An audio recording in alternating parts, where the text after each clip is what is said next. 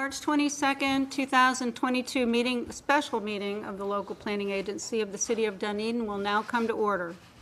The Local Planning Agency is an advisory board of citizens appointed by the City Commission.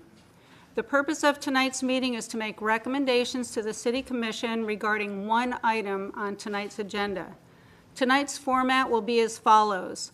I will introduce tonight's agenda item, after which the city representatives will present information about it.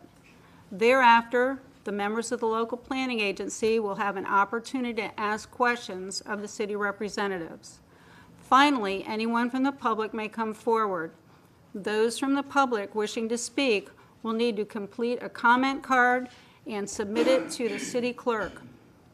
When your name is called, you will approach the dais, state your name and address, and then utilize a speaker's lectern in order for your comments to be recorded.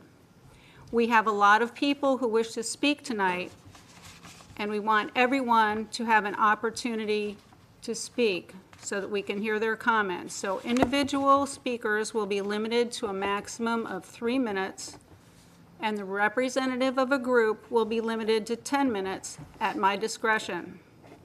To do so, the individuals must have waived their time to the representative by providing their name and address on the back of the comment card.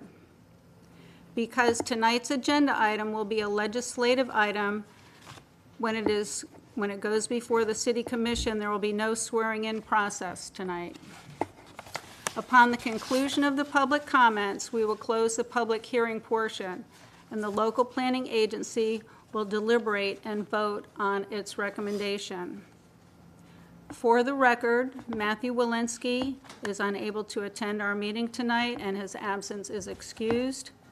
And in addition, we'd like to welcome James Roberts, who was appointed today by the City Commission as a regular member of LPA, and to Michael Broom, who was also appointed today by the City Commission as our new alternate member for LPA.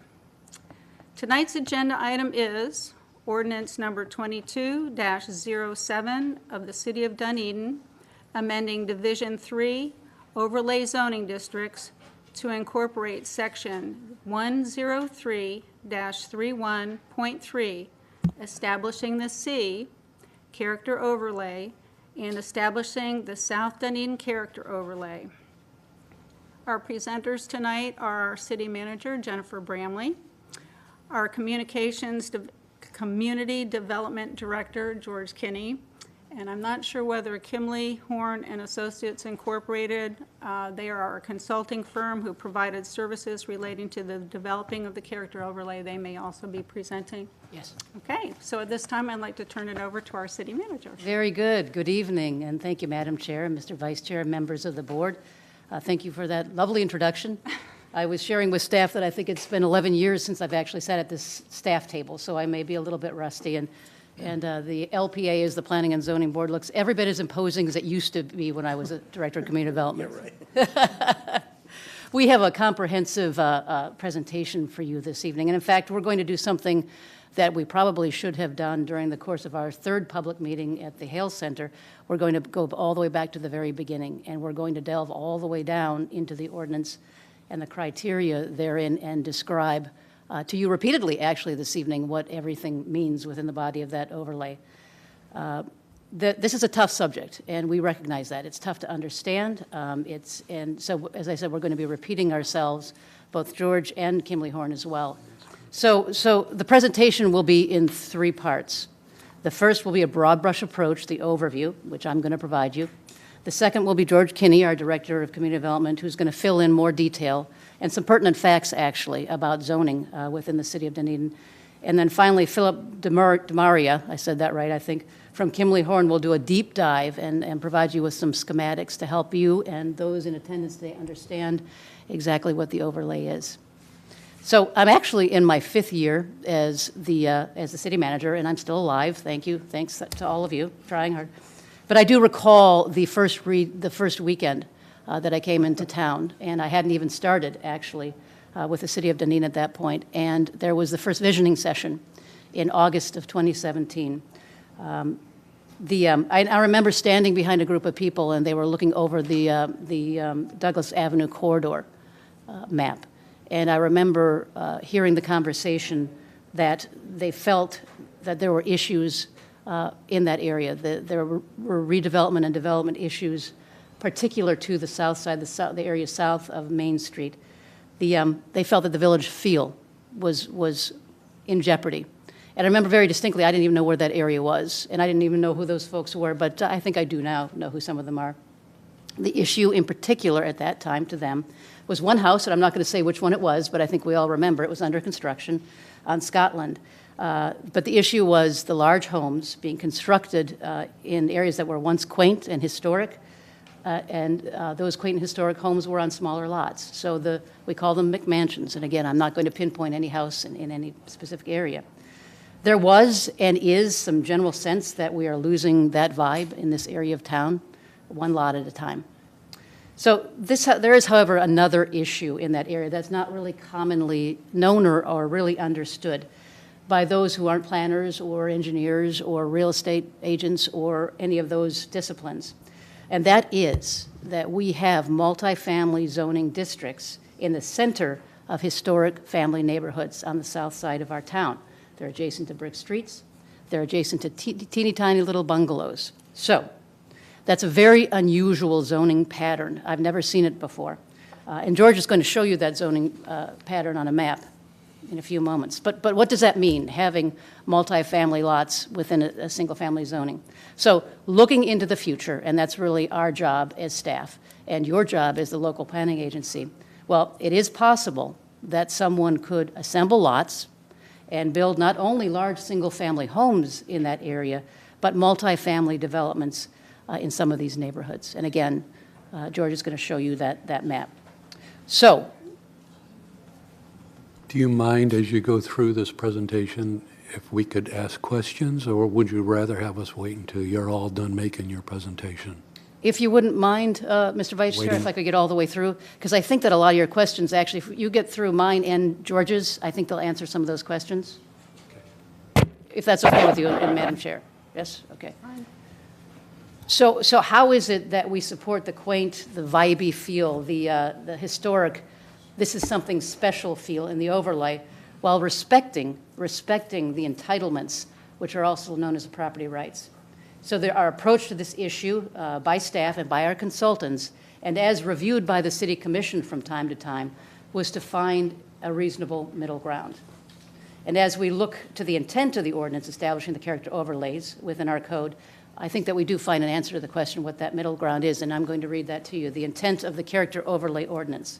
So we're doing two things. First of all, we're establishing a character overlay within the code, the Land Development Code, and then a specific character overlay in the area south of Main Street. So, in general, character overlay districts are established to assist in implementing the goals, objectives, and policies within the Dunedin Comprehensive Plan. And I'm going to stop there because we're going to talk about the comprehensive plan quite a bit. And I know that all of you understand exactly what that is because you reviewed it in depth, every element of it, and then made your recommendations to the City Commission. But the comprehensive plan is the 10-year planning document for the city of Dunedin. It is a laborious task to amend it, and we just recently adopted our full comprehensive plan. But it's also reviewed by Forward Pinellas, which is our county planning agency, if you will, in the state of Florida as well. So the comprehensive plan is a very important document to us. So again, the character overlay districts are established to assist in the implementing goals, objectives, and policies within the Dunedin Comprehensive Plan pertaining to the protection of the character of existing neighborhoods and ensuring development and redevelopment is compatible, very important word, compatible, with the surrounding land and land uses. It is the intent of the character overlay districts to protect, preserve, and maintain existing characteristics that contribute to distinct identity and sense of place, including physical dimensions, economic uses, architectural features, building height, and residential densities while respecting property rights and preserving existing underlying zoning districts. Now, although there is disagreement regarding the approach, and I don't disagree with that disagreement, and I do believe that we could have communicated better early on exactly what this zoning overlay is, but I do think that everyone in this room can agree that we want to preserve the beautiful neighborhood that we live in. And when I say preserve the beautiful neighborhood that we live in, I live in it too, as all of you may know. I live in the area within the overlay, and I do live adjacent to property that's zoned MF 7.5. So, and I know other members of the LPA actually live in that area as well. And so there are some who feel that we went too far with this zoning overlay recommendation, and I will tell you there are yet others who feel that we have not gone far enough, and those are of record in my email inbox. So regardless, I think that the presentation this evening will answer a lot of questions that we've heard out in the community. There may be additional questions that we'll need to answer before first reading. But regardless, we're going to go all the way back to the beginning this evening, where we started with this initiative, and then a real deep dive into exactly what it is to make this much more understandable, I think, to the public. So thank you, Madam Chair. Is that okay? All right. Okay, if it's okay, I'm going to pick up. Madam Chair, members of the board, George Kinney on behalf of the Community Development Department. It's my pleasure to be here tonight alongside Jennifer, and she really painted a great framework for what we want to talk about. So, the two things that we're really hearing very consistently and very loudly is how did we get here? What was the history behind this? Why did we choose the overlay? How did we get here? And then also, what is this overlay going to do to my property rights or my entitlements, as planners would call them?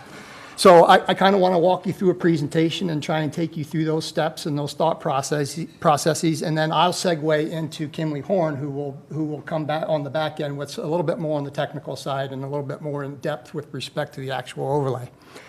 But as Jennifer touched on, this really started back in 2017, as you all know. As part of the update that we had a requirement from the state of Florida to update our comprehensive plan. We started that update in 2017 with some visioning exercises that I know you all were a part of. And as Jennifer mentioned, there was significant consideration given to the corridors that we know here in the city of Dunedin, particularly the Douglas Avenue corridor. At that time in 2017, we were hearing, you all were hearing from the community that there's some pressure down that there's some things that are happening from a development perspective that are kind of taking away from that vibe and charm that Jennifer was referring to. That got followed up in 2019 by the city citizen survey. There was a lot of feedback in that survey with regards to overdevelopment, loss of small town charm, and a lot of that was directed to this particular area, the south of downtown.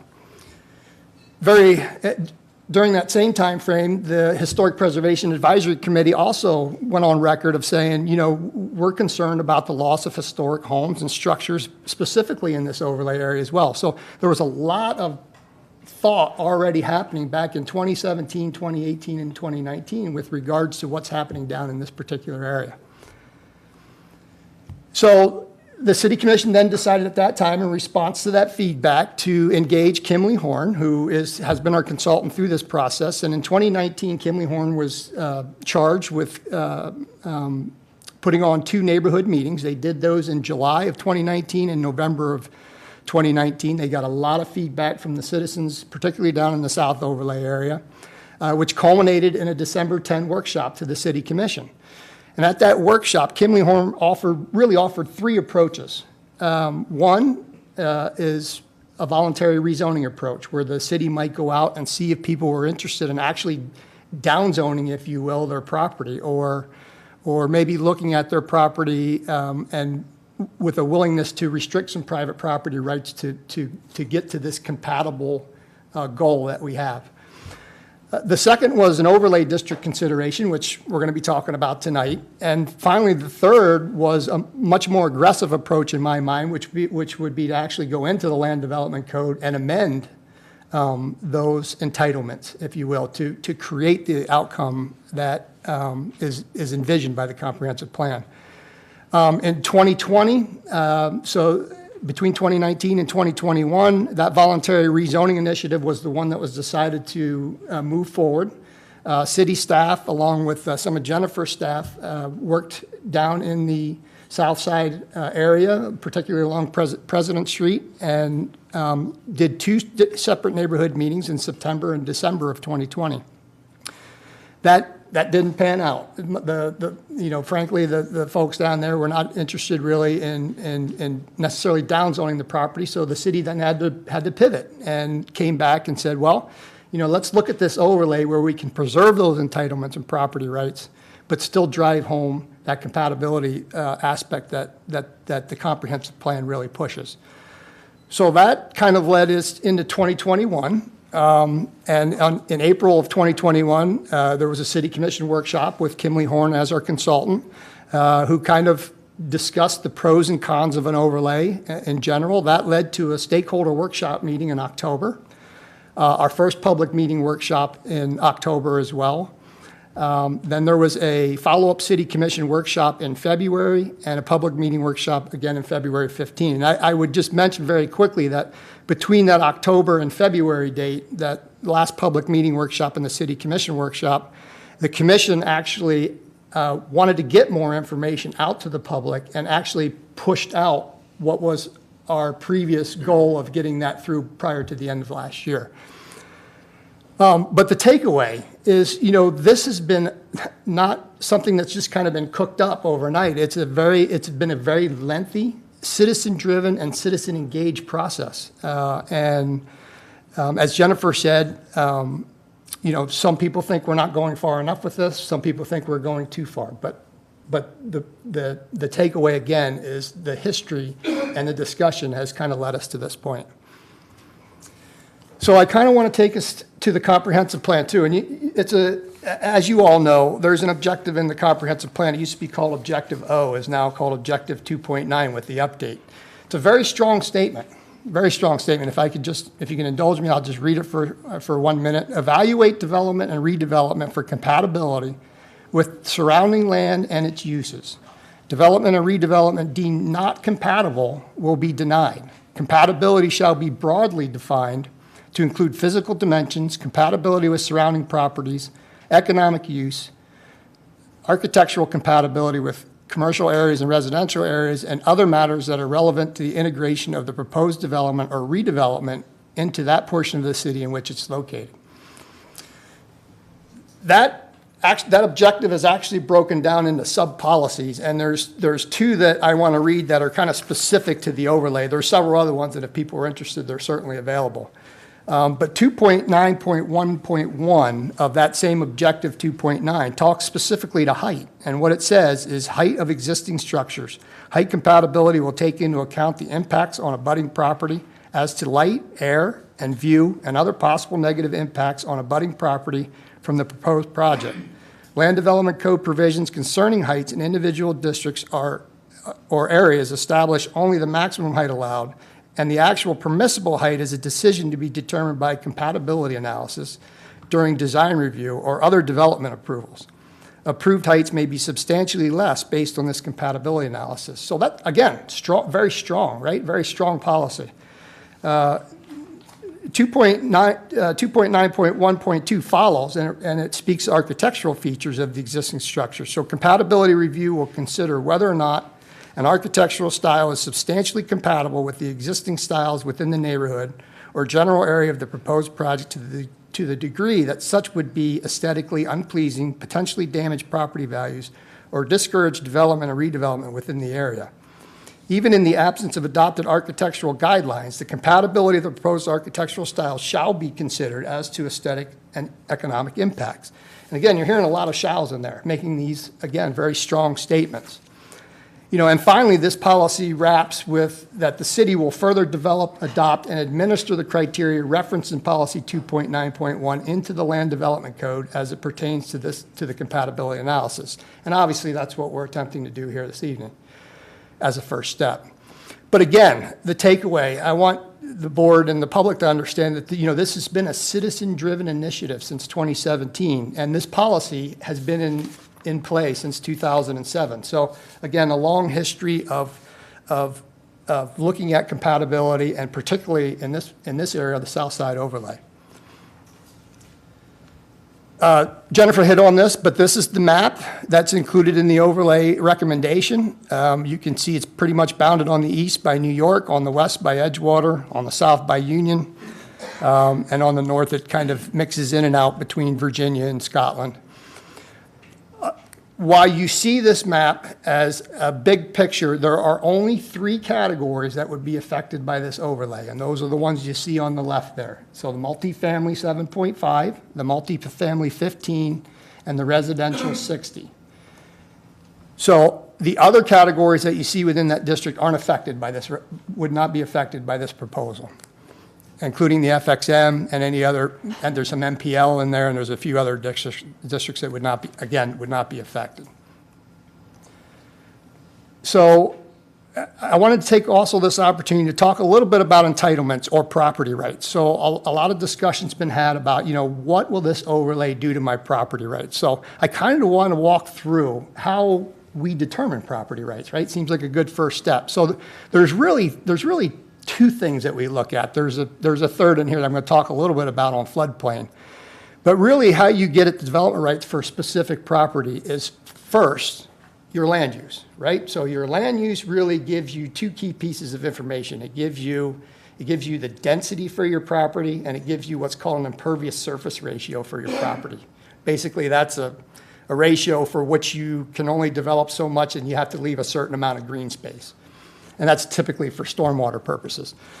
The second layer is the zoning layer, and this is really the nuts and bolts of it, right? This is where your property rights mainly come from. And through zoning, we determine uses that are permitted on a property based on the zoning, but we also determine setbacks and dimensional standards, setbacks and height. So those are your property rights. So your density from your land use code, your zoning is going to give you permitted uses, and your dimensional standards, that's your bundle, in essence, your bundle of property rights, or entitlements, as we call them.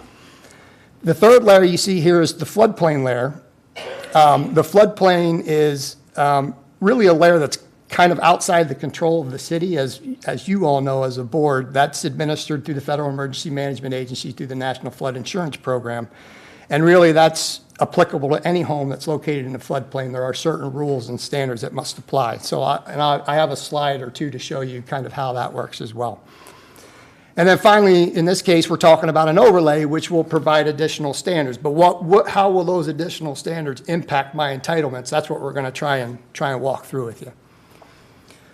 So first slide is really, this is just kind of an introduction slide. So anybody can actually go to our website and find this web page. It's Find Zoning Information, and everything that I'm about to go through is found on this one page. So if a resident wants to go home this evening and say, I'm going to look up my property rights because now I know how to do it, this is the one page you need to go to. At that page, there's a link.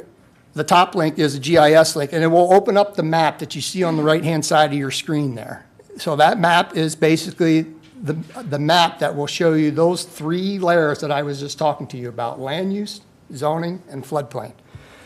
The top little call-out box at the top is where you just simply enter your address. So whatever your address is, you put it into that box, and what the result will be a dial down into your particular property. In this case, we just picked a random lot on Highland Avenue just to kind of walk you through that example.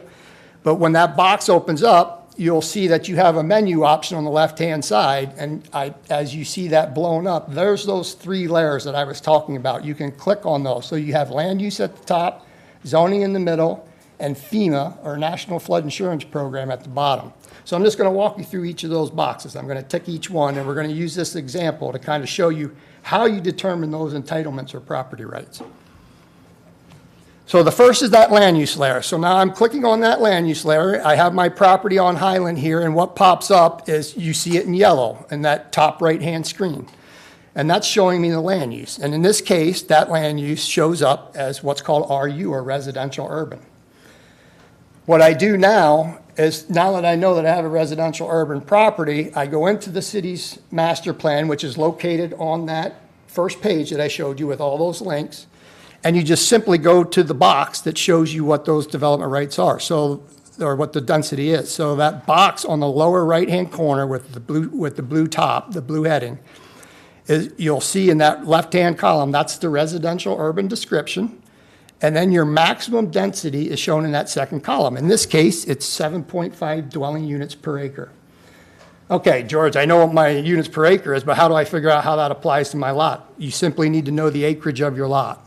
So in this case, this particular lot is 0.23 acres.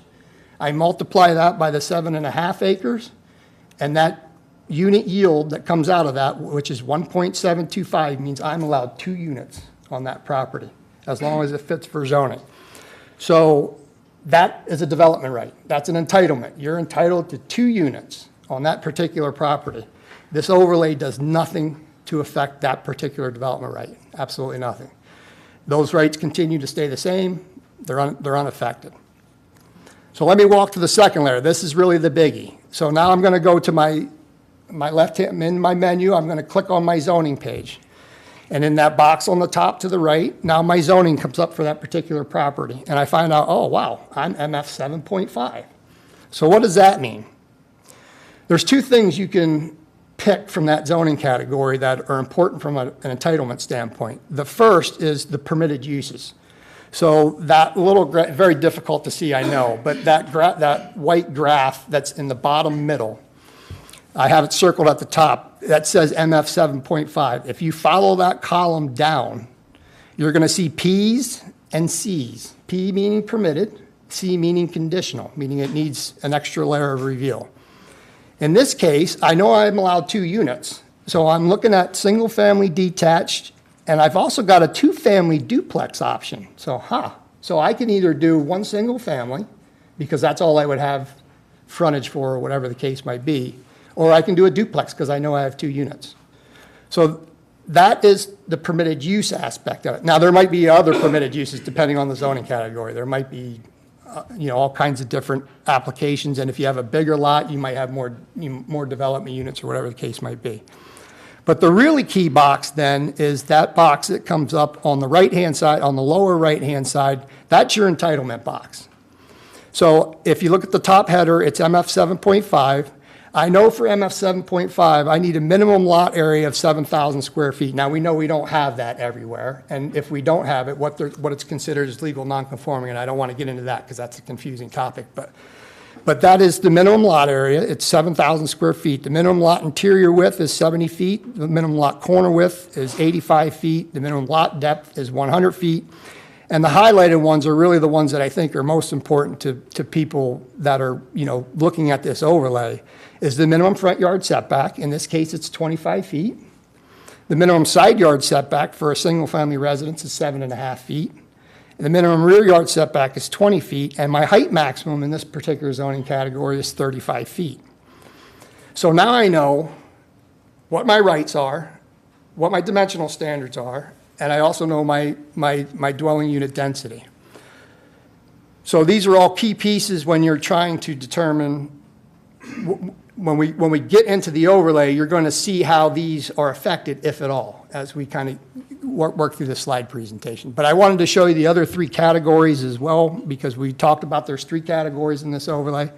This is the R60 minimum dimensional standards, and you can see front yard setback of 25 feet, side yard setback of 7.5, rear yard setback of 20, maximum height of 27. And then 7.5 is on the left-hand side there. We just went through that. But MF 15 on the right-hand side is the other zoning category that's included in this proposal. And you can see, again, minimum front yard setbacks 25, side yard setbacks 7.5, rear yard setbacks 20 feet, and maximum height of 50 feet. So quickly to round up the 3 layers on the, as we're doing our analysis of this single lot, my last layer is my FEMA layer. In this case, when I pop on my FEMA layer, I have no floodplain. So this isn't a great example to show you because it's dry. And so there's no additional requirements as a result of that particular provision. But I wanted to show you one where it might make a difference. So this is actually a real life example, San Mateo Drive, and forgive me if anybody owns this house that's in here. But you can see when I pop up my floodplain layer for this particular lot, that blue box on the right-hand side, I have a floodplain elevation of 9 feet. So what's that mean? Well, that means for me to observe FEMA requirements, I have to have my lowest finished floor 9 feet above grade, assuming your grade is at sea level. And then there is an additional city requirement that you have to have what's called 1 foot of freeboard. So that means my lowest floor has to be 10 feet above grade. So you can see in these photos how this house kind of overpowers the house to next to it. But a lot of that is the result of the fact that they are required to elevate. And I kind of tried to do a little deal where I kind of took out that bottom floor in the pictures that are a little down lower on the slide to the left. And you can see how it's not nearly as imposing when you factor out that elevation. And the fact of the matter is that home that's next door to it will eventually have to come up to that level as well, because they're going to have, they're in the same boat. They would have to meet those floodplain requirements if they're ever to rebuild for more than 50% of the value or do a tear down rebuild. So what does all that mean? So you've told me what my dimension, you told me what my standards are, you told me what my density is, I got 2 units, you told me what my setbacks are, you told me what my height is. I have 35 feet, I have 7.5 foot side yards, I have a 25 foot yard front setback, and I have a 20 foot rear yard setback. This is what the overlay then does to those standards. So the first part of it is, and our consultant is going to get into this in much more detail than I'm going to give to you here, but these are really the 3 things that this overlay is proposing. The first is from an architectural standard standpoint. As the board knows, when we do design review, regardless of where it is in the city, that elevates the architectural style to something that is required to go before the Architecture Review Committee, and there's a palette to pick from with respect to architectural styles. This, in essence, drives some of that down to single-family homes to a certain extent. It proposes 6 architectural styles, but I want to say here that those styles would not be critiqued to the level that they would be for a design review. It's really about incorporating elements, not necessarily dictating design in this case. And one of the outlets in the proposal that I'm sure Philip will touch on is that there is an avenue too. If somebody feels like one of these architectural styles isn't working, or staff is not considering what should be a considerable, a consideration in the design style, we can take it to the Architectural Review Committee for some comment and feedback. Does that delay the process slightly? Architecture Review Committee meets once a month, but I wouldn't anticipate that we wouldn't be able to work with somebody from an administrative standpoint to get a project through. So I think it would be very rare that we'd be using that avenue. The second real big feature of this, to me, is that larger homes would be subject to a public process and compatibility standards. We've already talked about the fact that compatibility is a policy. Compatibility needs to be implemented, pursuant to their comprehensive plan. And I've got a couple of diagrams at the bottom that kind of hopefully will show this to a certain extent. So if you look at the lower left, and you have 2 lots that are 60 feet wide, and that's the minimum lot standard in the R60 zoning category. You can see the building box, the kind of the hash box that's inside the more solid lines. That's your building envelope. So that's what's created by applying those standards that I was talking about, all of those setbacks. So in this case, I have my 25-foot front yard setback, my 7.5 sides, and my 20-foot rear. And that inside envelope is just that. We call it a building envelope. So a house can be positioned anywhere it wants to be positioned within that envelope. And as you can see, that 45 that's spanning that inside box basically is showing you that a house could be a minimum of 45 feet or a maximum of 45 feet wide in that building envelope. When you look at the lot next to it, it's the same situation, right? So in this case, you're talking about potentially 2 homes at 45 feet. You've got 90 feet of facade among those two particular properties. Now let's take the same lot and let's combine those lots. So we're going to dissolve that middle lot line. I'm applying the same standards because the zoning is the same. So you have the 25 feet front setback, the 20 feet rear setback, the 2 7.5 sides. Now look how my box is widened. So now my box is 105 feet wide. So I could literally build a house that spans 105 feet within that building envelope. And I think that's part of what we're trying to get at is, maybe that's excessive, particularly if you're next to a lot that is much, has a small house on it, has a small bungalow on it, whatever the case might be. So the idea here is to limit the size of the front facade to not more than 60 feet. However, we're not saying that you're held to 60 feet. What we're saying is once you get this, if you want to do a 61-foot home or a 62-foot home, that elevates the review. Now you've got to go to the Architectural Review Committee, and the Architectural Review Committee would be involved in looking at the house from an architectural standpoint and protecting those properties that are adjacent to it. So that none of those development rights go away, but there is an elevated review once you get to a certain width of a home, where lots are combined. You're never going to get there in situations where you don't have the lot combinations. All of that stays exactly the same.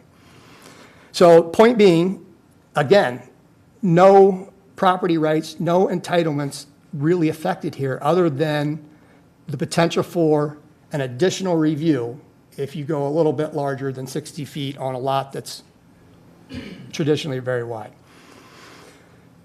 And then the final concept is the daylight plane concept. And I know Philip will talk a lot more about this in detail, but I kind of want to walk you through that as well. And in doing that, I kind of wanted to show you, again, this is again, those property rights laid out on paper. And this is a horizontal perspective. You're looking down on the property, but you can see those property rights, right? 25 feet, and this is our example going back to our example on Highland. 25 feet from the front, 7.5 to the side, 20 feet to the rear, there's your building envelope. All those setbacks remain exactly the same. They're not affected necessarily by this proposal. Where it gets a little more,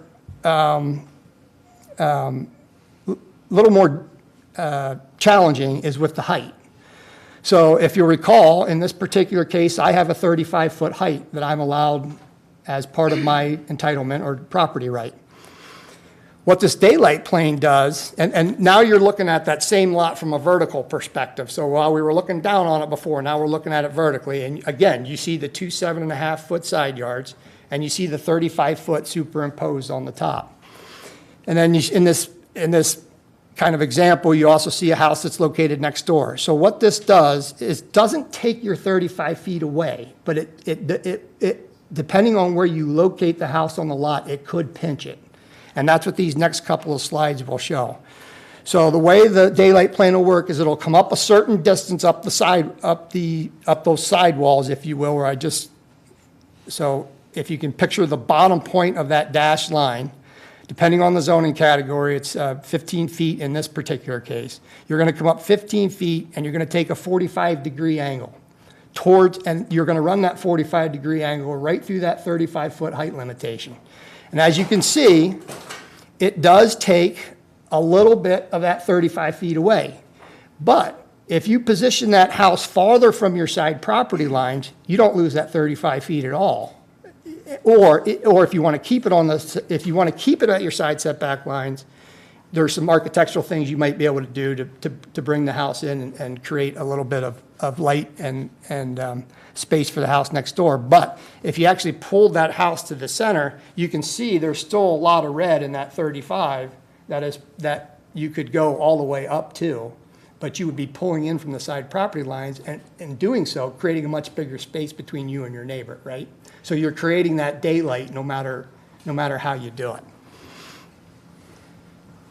And then, so that's kind of the segue into these guys. But one last slide I wanted to show you guys is there was also a lot of comments that we heard about, well, how's community development going to do this from a permitting standpoint? It's going to be an awful lot, and they're going to have to reorganize, and it's going to take a lot of time. And we actually don't think that's the case. This is our existing permit review process. You apply for a permit, it goes to a routing coordinator. First place it goes is to zoning. And that's where we do exactly what I just talked about. The first thing we do is we figure out where the lot is. We check to see what the density is for that. So we check the land use layer, we check the density, then we go to the zoning layer, we check the entitlements, and then we look at your plan to make sure it meets those requirements.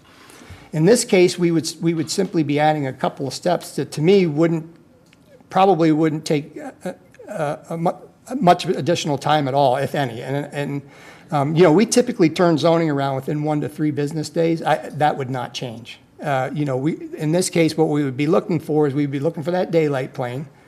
We'd be looking for any homes that were exceeded 65 feet in width, and that's really it. And then, we're of course, architectural styles. And then we're gonna route that thing back through engineering or back out to the applicant, just like we've done before.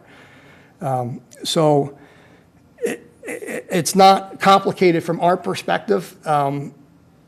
Will there be a learning curve? Sure. Change always engenders a learning curve of sorts, but we really think that we found some middle ground here that pushes forward those long-standing policies, but certainly preserves those entitlements and property rights that people are so dearly fond of, for sure. So I think that's all I have. I'll look to Jennifer if she has anything. Can I ask a question? Can you go back one slide? The 35-foot height limitation shown here with the red line, okay? Is that like the maximum at the peak, or is that midway on the roof? Midpoint, yes. It is midway on the roof? Yes. So the peak could actually be beyond 35 feet? Yeah. That's part of our height code anyway. Correct. That doesn't Okay. change. But I just wanted to make sure we all understand that. Yep. It doesn't stop at 35 feet. If the peak continues up, it's midway on the roof. That's correct. Thank you. Thank you, Mr. Kinney. Are there any other questions? I didn't know if Jennifer had any. I'm going to adjourn to the row behind me and bring Kimberly Horn up unless there are any questions. All right, any questions of city manager? Nope. No? Thank you very much, Mrs. Bramley. Thank you. I gotta remember how to do this. Good evening, LPA Board, Madam Chair. Thanks for having me tonight. My name's Philip DiMaria. I'm a certified planner with Kimberly Horn. Just wanted to say a few things before getting started and diving deeper into the zoning district or this character overlay discussion. The first is it's very rare, I think, as a consultant to spend as much time with the community as we have. As you saw in sort of the timeline, we've been here since 2019. And a consulting relationship that's a long time. So it's been a pleasure of mine to really get to know the community, hear a lot of the discussion over time, and then also get to know some of you as well as some of the commission. The second part is city staff, the professional staff is excellent and tireless when it comes to reviewing these, ensuring that the processes are maintained, and it's been a pleasure working alongside them on this. So I'll try not to repeat a lot of what's been said here tonight. I think the majority of what we'll discuss tonight has to do with the overlay mechanics, so I'll skip through a few of these slides here. That's, of course, the proposed study area. Some of those challenges are listed above, and those relate to the development pressure related to downtown, the 1980s adjustments to zoning, as well as some of the concerns that proposed new development does not meet the existing character in terms of scale and bulk. Once again, some of this has to do with multifamily and heights, but a lot of it has to do with what some folks think is probably a little bit more in the eye of the beholder, and that has to do with large homes on large lots. And so we tried to focus on the facts when it comes to this overlay district, and that relates to compatibility, which of course is the objective that George covered.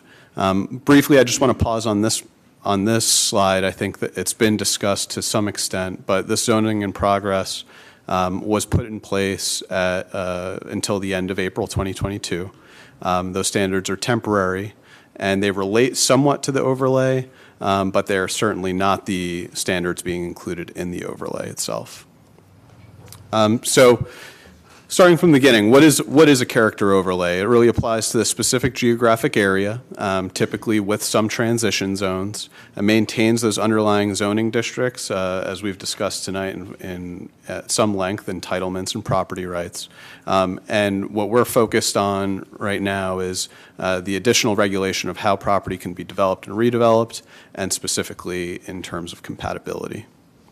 What is it not? Of course, not a removal of the existing rights and entitlements, and certainly not a solution for everything. George did a good job reading through this objective. I think he mentioned some of the policies included. This is a unique thing to see in some comprehensive plans, is actually the definition of compatibility. And it provides a lot of guidance for someone cracking open a plan and understanding what may be permitted, what things they should be paying attention to when they're proposing new development or redevelopment. So I read this objective in three parts. The first is the evaluation of development and redevelopment for compatibility with the surrounding land and its uses. So that's speaking to any landowner in a surrounding area, that they should be paying attention to not only just their zoning district, but also the surrounding land uses, what it looks like, what the feel is, what the character is. And then the second part is an operative sentence, and that's that development and redevelopment deemed not compatible will be denied. And that's important because what we're talking about with this overlay district is really trying to implement that specific item. There's a little bit of what appears to be a gap from an outsider's perspective of what the existing surrounding land and its land uses is in this area, and that's that first sentence. And then the second sentence, which says that if it's not compatible, it should be denied, and it will be denied. So this overlay really tries to sync up those first and second sentences. We've, of course, spoke about all of the public input that we've received. There's been 3 recent public meetings that we've gotten a lot of feedback on. Once again, this only applies to zoning designations within the overlay area as it relates to this character overlay of R60, MF 7.5, MF 15. George mentioned there's quite a few other zone districts in this area. Okay, so now we're diving a little bit into the meat of things. As Jennifer mentioned, this is a little bit of a two-parter here today. The first is what we're calling the character overlay framework. There's really not a framework in the existing zoning code that allows for character overlay districts. And this is something that many communities have brought into their codes as a means of implementing and paying attention to specific areas that may have some unique qualities, such as South Dunedin. And the South Douglas area. The second part is the specific South Dunedin overlay. And this three-pronged approach, this three-legged stool, however you want to say it, is specific to that overlay itself. So once again, there's a framework, and that means that if other neighborhoods in Dunedin see a need, there's concerns about redevelopment or development not fitting exactly what the character of their community is, there could potentially be an option for them to create their own character overlay, and the framework allows for that. And then we were also tasked with creating an overlay for this specific area, so I hope that's clear. So the 3 main components, they've been discussed. The first is a height and daylight plane, and that relates to the compatibility concerns as it relates to scale and bulk of structures, focusing on those triangular areas somewhat raised off the ground, not necessarily right there at the ground plane. Building design, we did a little bit of an audit in the area, whether it be from a windshield sort of survey or going through Google Maps or listening to local testimony about what the character of their community is.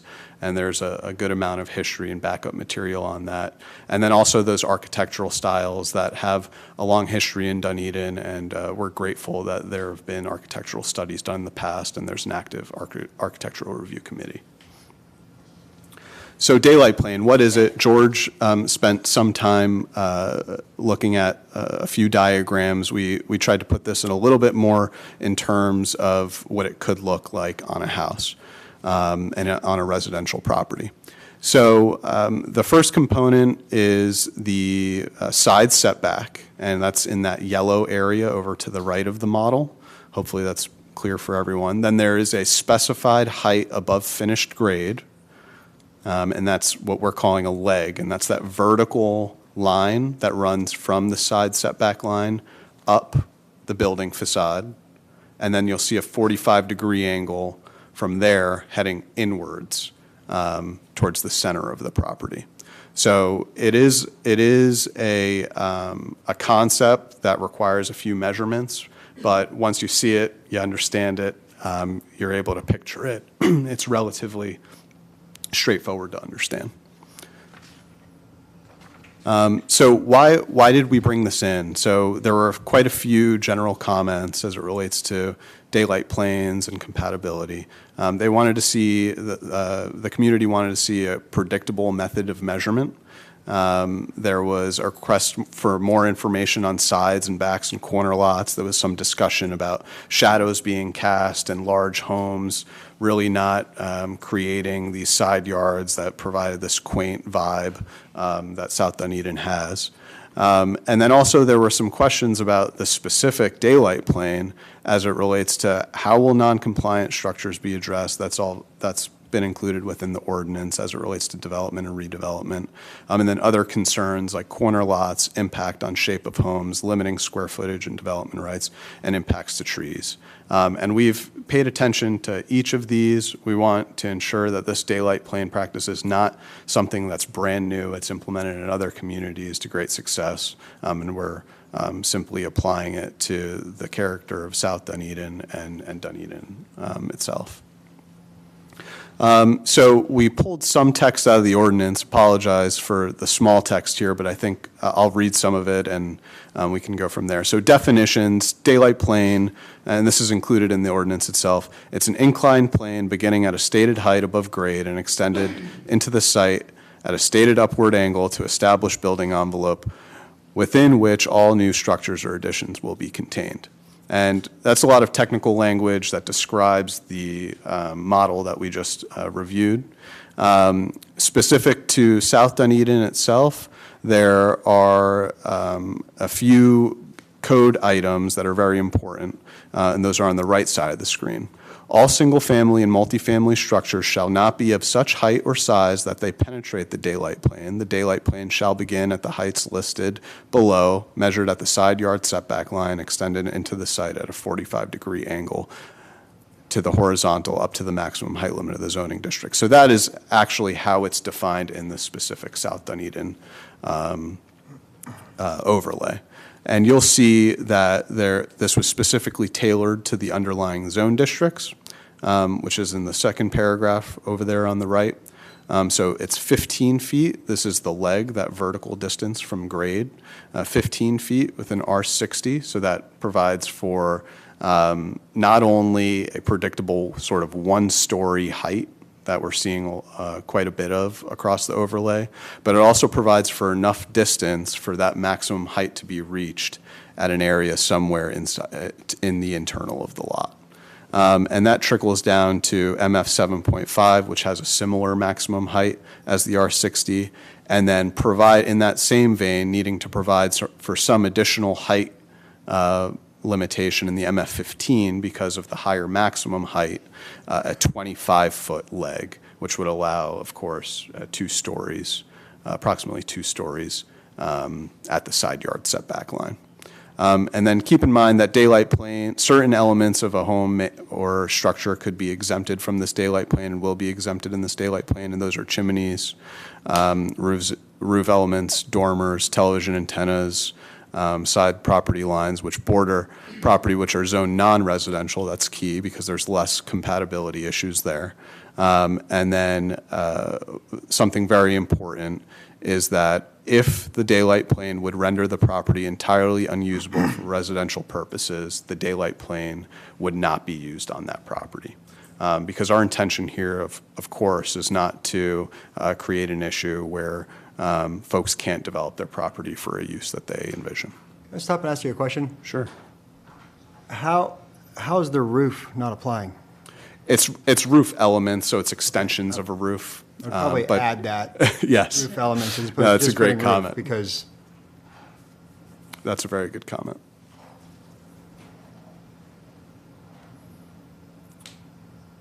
Very good. So here's we're going to walk through just a few examples, but once again, this is just another diagram showcasing that side setback, specified height above finished grade, and then the 45-degree angle up to a maximum building height.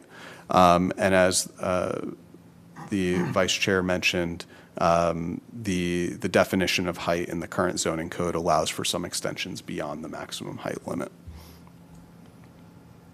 Applied to an R60 lot, as discussed, there's a 15-foot specified height above finished grade at the side yard setback, and then a maximum building height of 27 feet. And if you squint hard, you can see through that blue window pane, you can see the existing structure. And our initiative here in this diagram is really to look at existing structures and then what could be built and how that fits into the existing neighborhood character. And that's the attempt here. So that blue window pane, once again, is the building envelope for a potential structure that is reconstructed. If someone came in, bought this piece of property, scraped the land, and built their own house, they could build within that blue window. The daylight plane are those yellow lines extended from those specified heights above finished grade. And in a few slides, we'll show you the difference between what could be built and versus with this overlay versus without. Applied to the 7.5, MF 7.5 zoning district, once again, a 15-foot specified height above finished grade, as well as a maximum building height of 35 feet. So we're seeing an increase in height in this zoning district. And once again, we just want to be clear that a lot of the existing building stock is one-story, single-family ranch-style homes. And that could not be a point that I belabor enough. And we're focusing on compatibility of new structures within that existing character. And then lastly, this is on an MF15 lot. In order to comply with the zoning district's maximum height, a specified height above finished grade of 25 feet is required. And then that can go up to a maximum building height of 50 feet. And those, just to be clear, I know it's been stated prior and again by myself, but those maximum building heights are defined by the zoning district, not by the overlay. So we're not taking anything away from what the code initially allowed. Correct, in terms of a maximum building height. Right. Okay, and then as far as a comparison side by side, so that same MF15 lot today, you could come in and build essentially a cube or a rectangle for a building envelope that goes straight up and down vertically.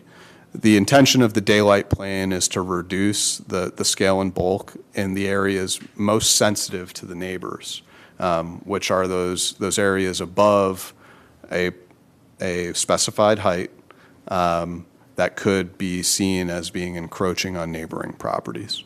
And once again, the intention is also to allow for light and air to those side yards to ensure that there's some level of respect given to shadows cast, the movement of air, those sorts of things.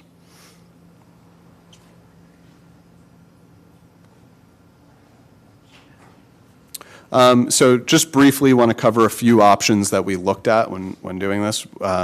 Some local examples are the city of Sarasota and town of Longboat Key, both in Sarasota County, although town of Longboat Key extends into Manatee County. The town of Longboat Key uses this version of a daylight plane, which is an angle straight from the property line, and it flexes as the property grows and narrows.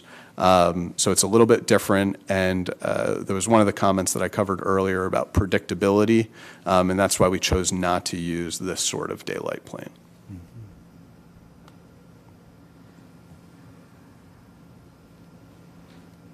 And we've also felt like this would create additional burden on staff when they were reviewing site plans.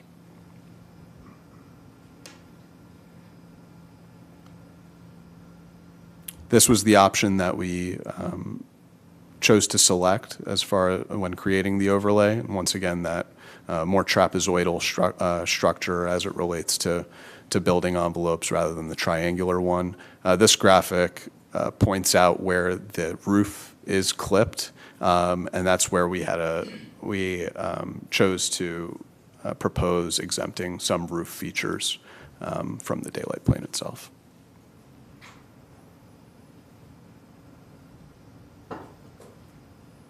Just more examples here. As it relates to some of the other considerations that needed to be taken into account, looking at neighboring communities, St. Petersburg was one that continually was brought up. St. Petersburg brings up or utilizes a slightly different approach. They have a maximum floor area ratio for residential structures, and then they also require a step back in certain areas.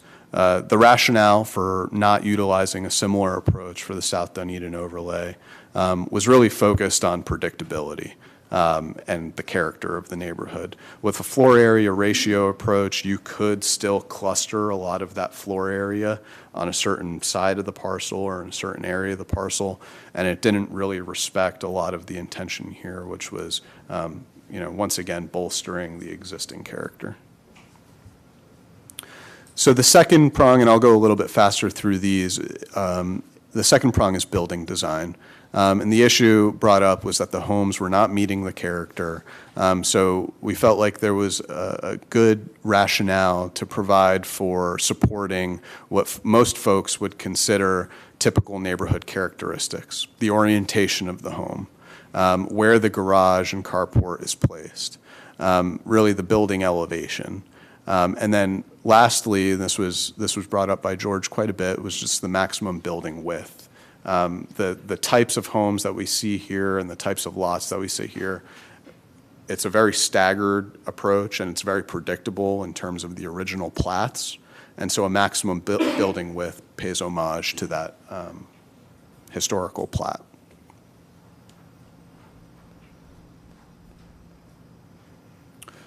The third leg of the stool is the architectural style. Albeit the main architectural style seen in this area of South Dunedin seems to be a mid-century ranch. There is a building typology within the city of Dunedin where, as you know, certain architectural styles were adopted and seen as really providing additional character to the city as it develops over time. And so there was a good amount of thought brought into bringing those styles into the South Dunedin overlay, since they've already been selected as being supportive and complementary to neighborhoods within Dunedin. On this specific item, as it relates to architectural style, we took a architecture light approach. You'll see 3 bullets below standards. Exterior building materials. Essentially, we've provided a menu of options for folks to use if they're identifying as an architectural style. They'll be able to select those building materials and choose to use those building materials when they construct their home. And staff will have the ability to review whether those elevations and materials meet the purpose, intent, and spirit of the code. The roof lines and roof materials will also be under review. That's always seen as really being a key element of architectural styles. And then characteristic features. So those might be porches, window treatments, door treatments, those sorts of things. Whether it be a wrought iron fence in a Mediterranean style or breeze blocks in a mid-century ranch that you typically see. So those are the sorts of items that could be considered key characteristics. We've spoken a lot about these public meetings, so I won't dive too deeply into them. And at this point, I think it'd be appropriate to open it up to questions. Thank you very much. Board have questions, Mr. DeMario? Mr. Roberts? Yeah, the diagrams that you showed indicated that the analysis was done with the angles between the proposed development and two structures, one on either side. What about a piece of property that backs up on the property where the development is going to occur? You have parallel roads, you have structures facing both roads. Do you see any problem with compatibility using this system with properties on the other road? Sure. So I just want to make sure that I completely understand the question so I can answer it clearly. Are you most concerned about on the edges of the overlay where there's a road maybe between a property or within the overlay and there being through streets and through lots and corner lots, that sort of thing? Within the overlay, there are, other than the street, the property has three sides, two sides and a rear. And across the property line on the rear side, you're going to have another property that may have a structure on it, may have a home on it. And the question is, does your system here take into consideration any impact on that property? Understood. Okay. The short answer is no, as it relates to rear property lines. And the reason there being is that rear property setbacks are typically a lot deeper than these side yard setbacks. So that's the skinny on that, is because of those deeper setbacks, compatibility is less of an issue than on those side yard setbacks. Yeah, I guess where I'm going with this is, it struck me with the mass of the diagrams that the properties on either side of the proposed structure don't seem to be compatible. That the proposed structure does look fairly big. Now, I understand that this will keep the structure from being even bigger if this system is adopted. And I'm just concerned that the people on the backside of the property who look up are going to feel that this is certainly not compatible with the community they move to. Sure. No, that's a valid concern. And I understand where you're coming from. It might be helpful just to review some of the rear setbacks and front yard setbacks just so we can get a comparison of maybe where those light planes are and how they compare to the side yards. But very good. Can we get, George, can you come back one more time? Specifically the slide about zoning that had the reference that Highland Avenue property, You need that back up? if you could. This ought to be, nope. Let's see how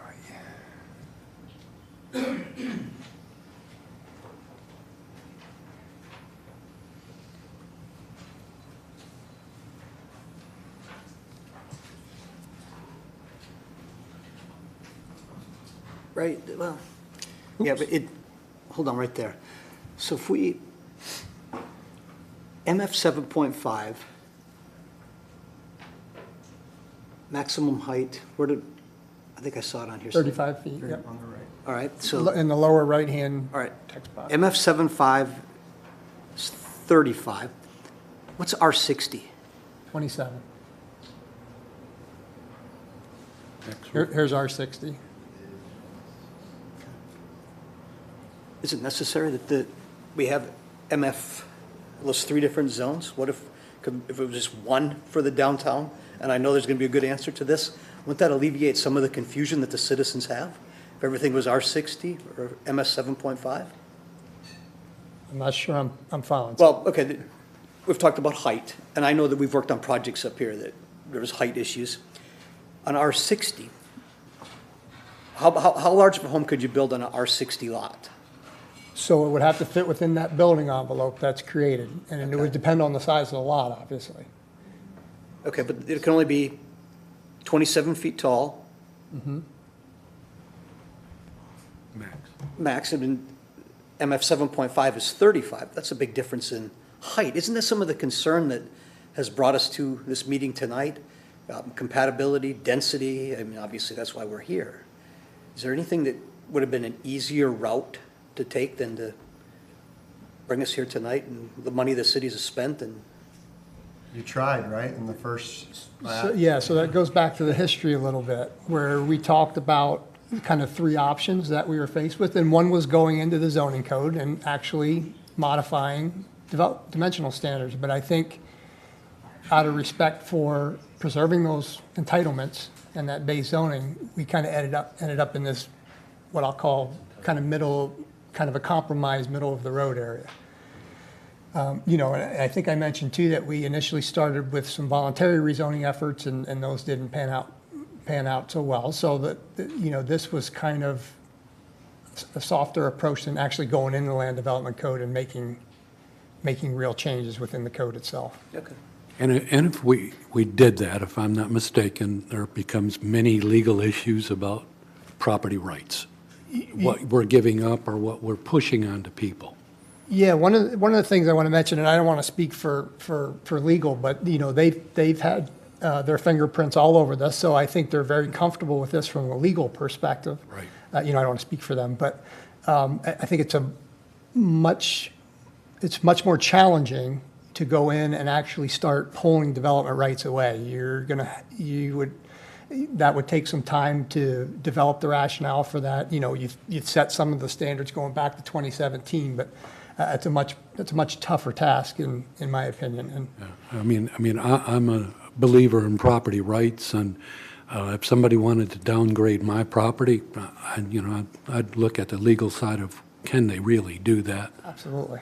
And that's why I see the compatibility issue brought in here so heavily. Again, we're just trying, this really strikes at trying to find a balance, getting that policy, getting those compatibility policies into the land development code in a way that is complementing the neighborhood, as was discussed, and is sensitive to what's on the ground now, and preserving those inherent. So when you say it that Property way, rights. so an existing home, even though it may be older, this would be primarily addressed at the time of new construction then? So if someone's house is non-compliant, I use a different term, non-conforming, whatever term. So that person would not have someone knock on their door or be required to bring it to today's. No, I see head absolutely not. shaking no, Yeah, so, no. okay. Yeah, this doesn't touch any non-conforming rights or provisions, or, again, it really doesn't touch any of the standards, other than height, to the extent that it was explained through the daylight plane.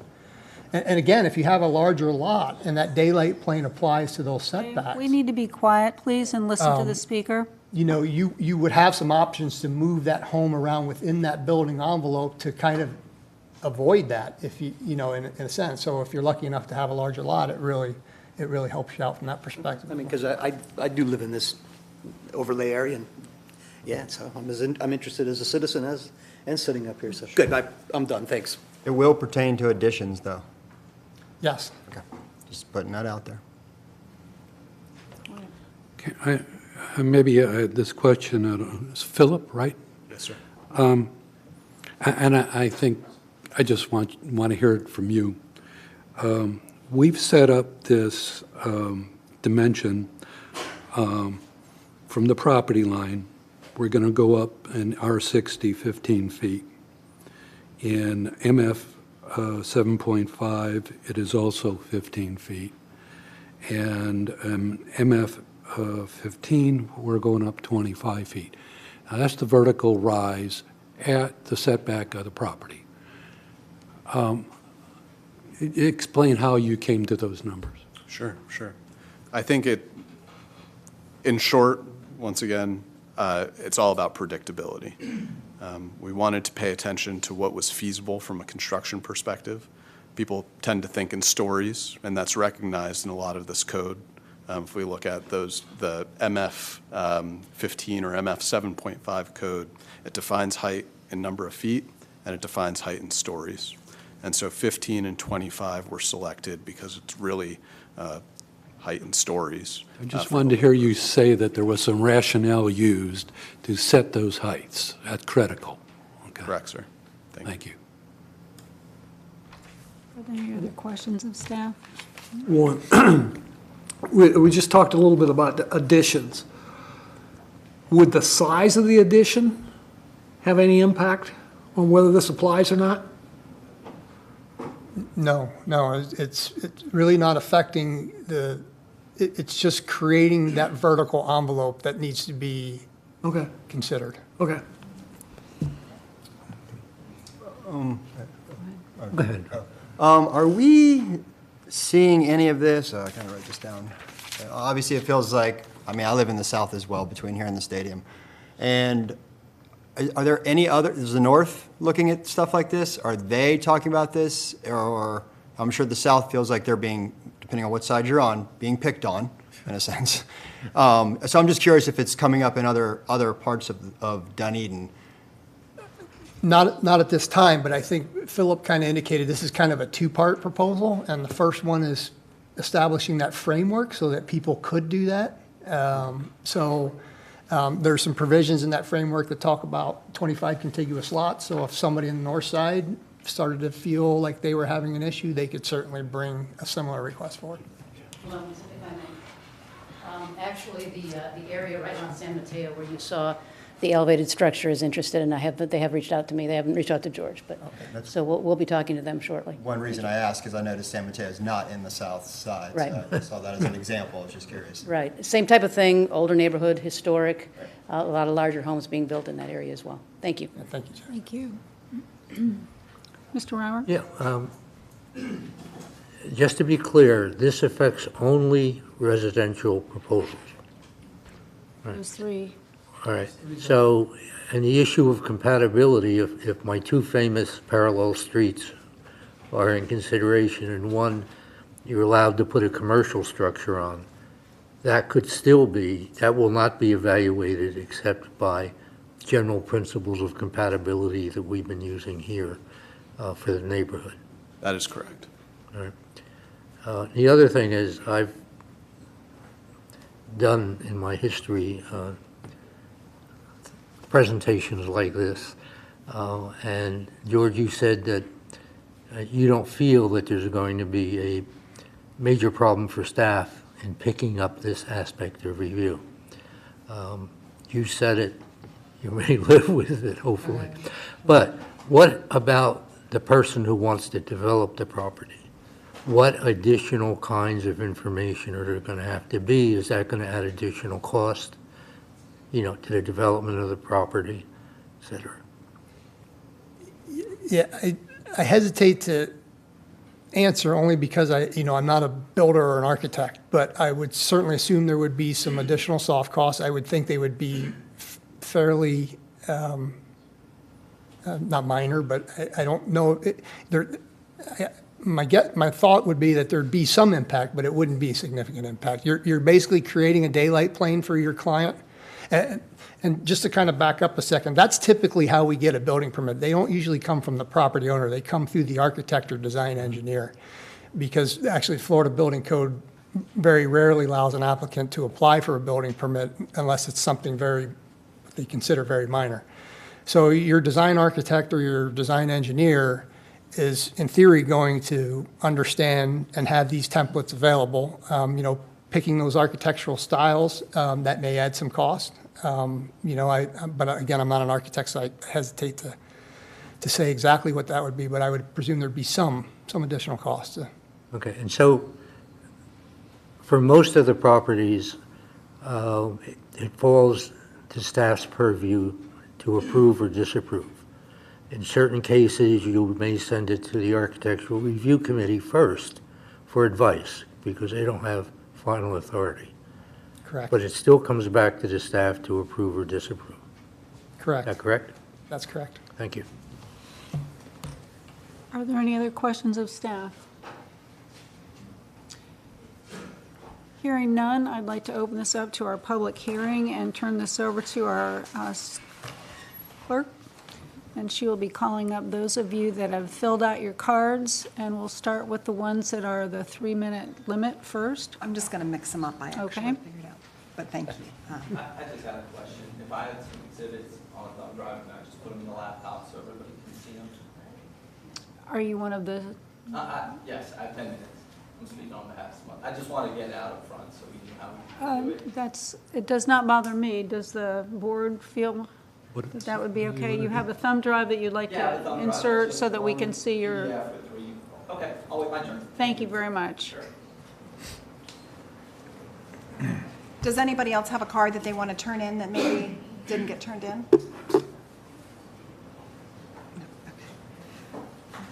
Justin Vesey.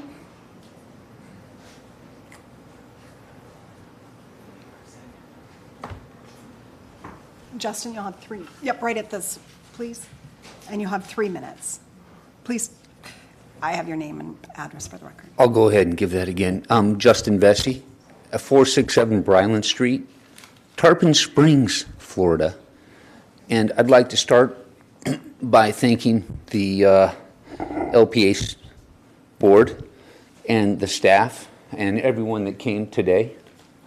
I'm frankly, as a resident of Tarpon Springs and a member of the Planning and Zoning Board of Tarpon Springs, frankly, impressed, extremely impressed. I found all the documentation online posted by staff and your consultant to be accessible, understandable, and useful. And I'm going to add to that I happen also to be a building contractor and a want-to-be home designer. So I design build. And I'm here tonight because I have a client that has a home in your area that this is going to impact. And I needed to come and listen, but I also had a very specific topic that I'm going to drill down to. But I wanted to share with how impressed I am with everything that I've heard and seen online, because frankly, the city of Tarpon Springs could use this as a template to deal with our own growth issues. Congratulations. You've done a ton of work, you've spent a bunch of money, and I hope that you move forward and make the right decision. So, as a builder, I think this is a good thing. I think it's a really good thing. And I think that all the issues that were covered here, from daylight plane to setbacks, are positive, because not everything comes easy. Now, to my topic, but I want to answer a question that Mr. Roberts asked of staff. Little to no cost. Frankly, design is complex, and just using the guidelines that are presented, there's not any additional cost to go click, click, click, and then perhaps explaining to the client why it's important that we're polite to our neighbors. So no additional cost from a design standpoint, at least in my opinion. I want to take one more moment. I've had the pleasure of working with George and Molly and Francis, who might be over there by email. Super. Holy smokes, you're so lucky to have them on your staff. Okay, but here's the drill down part, and this is a little bit to staff, and this is a detailed comment about the overall presentation. And this happens to be what's pertinent to me, is that specifically corner lots are challenging to design by, because corner lots confuse the rules depending on interpretation and orientation. And within the design, the building style, and I can't go click, click, click. I believe it's number 2 under building style. Within that is an area that has to do with accessory structures and garages. 5-foot setback front line. I know my time is up, but I think that would be nice, but not necessarily practical, and some thought should be given to allowing that 5-foot set line to be even as opposed to a setback. Thank you very much, Mr. Vesey. I appreciate your We time. appreciate your nice comments as well. And next, I'm struggling to read this. The address starts with 234, but it's Brianne. It's probably me, Suzanne.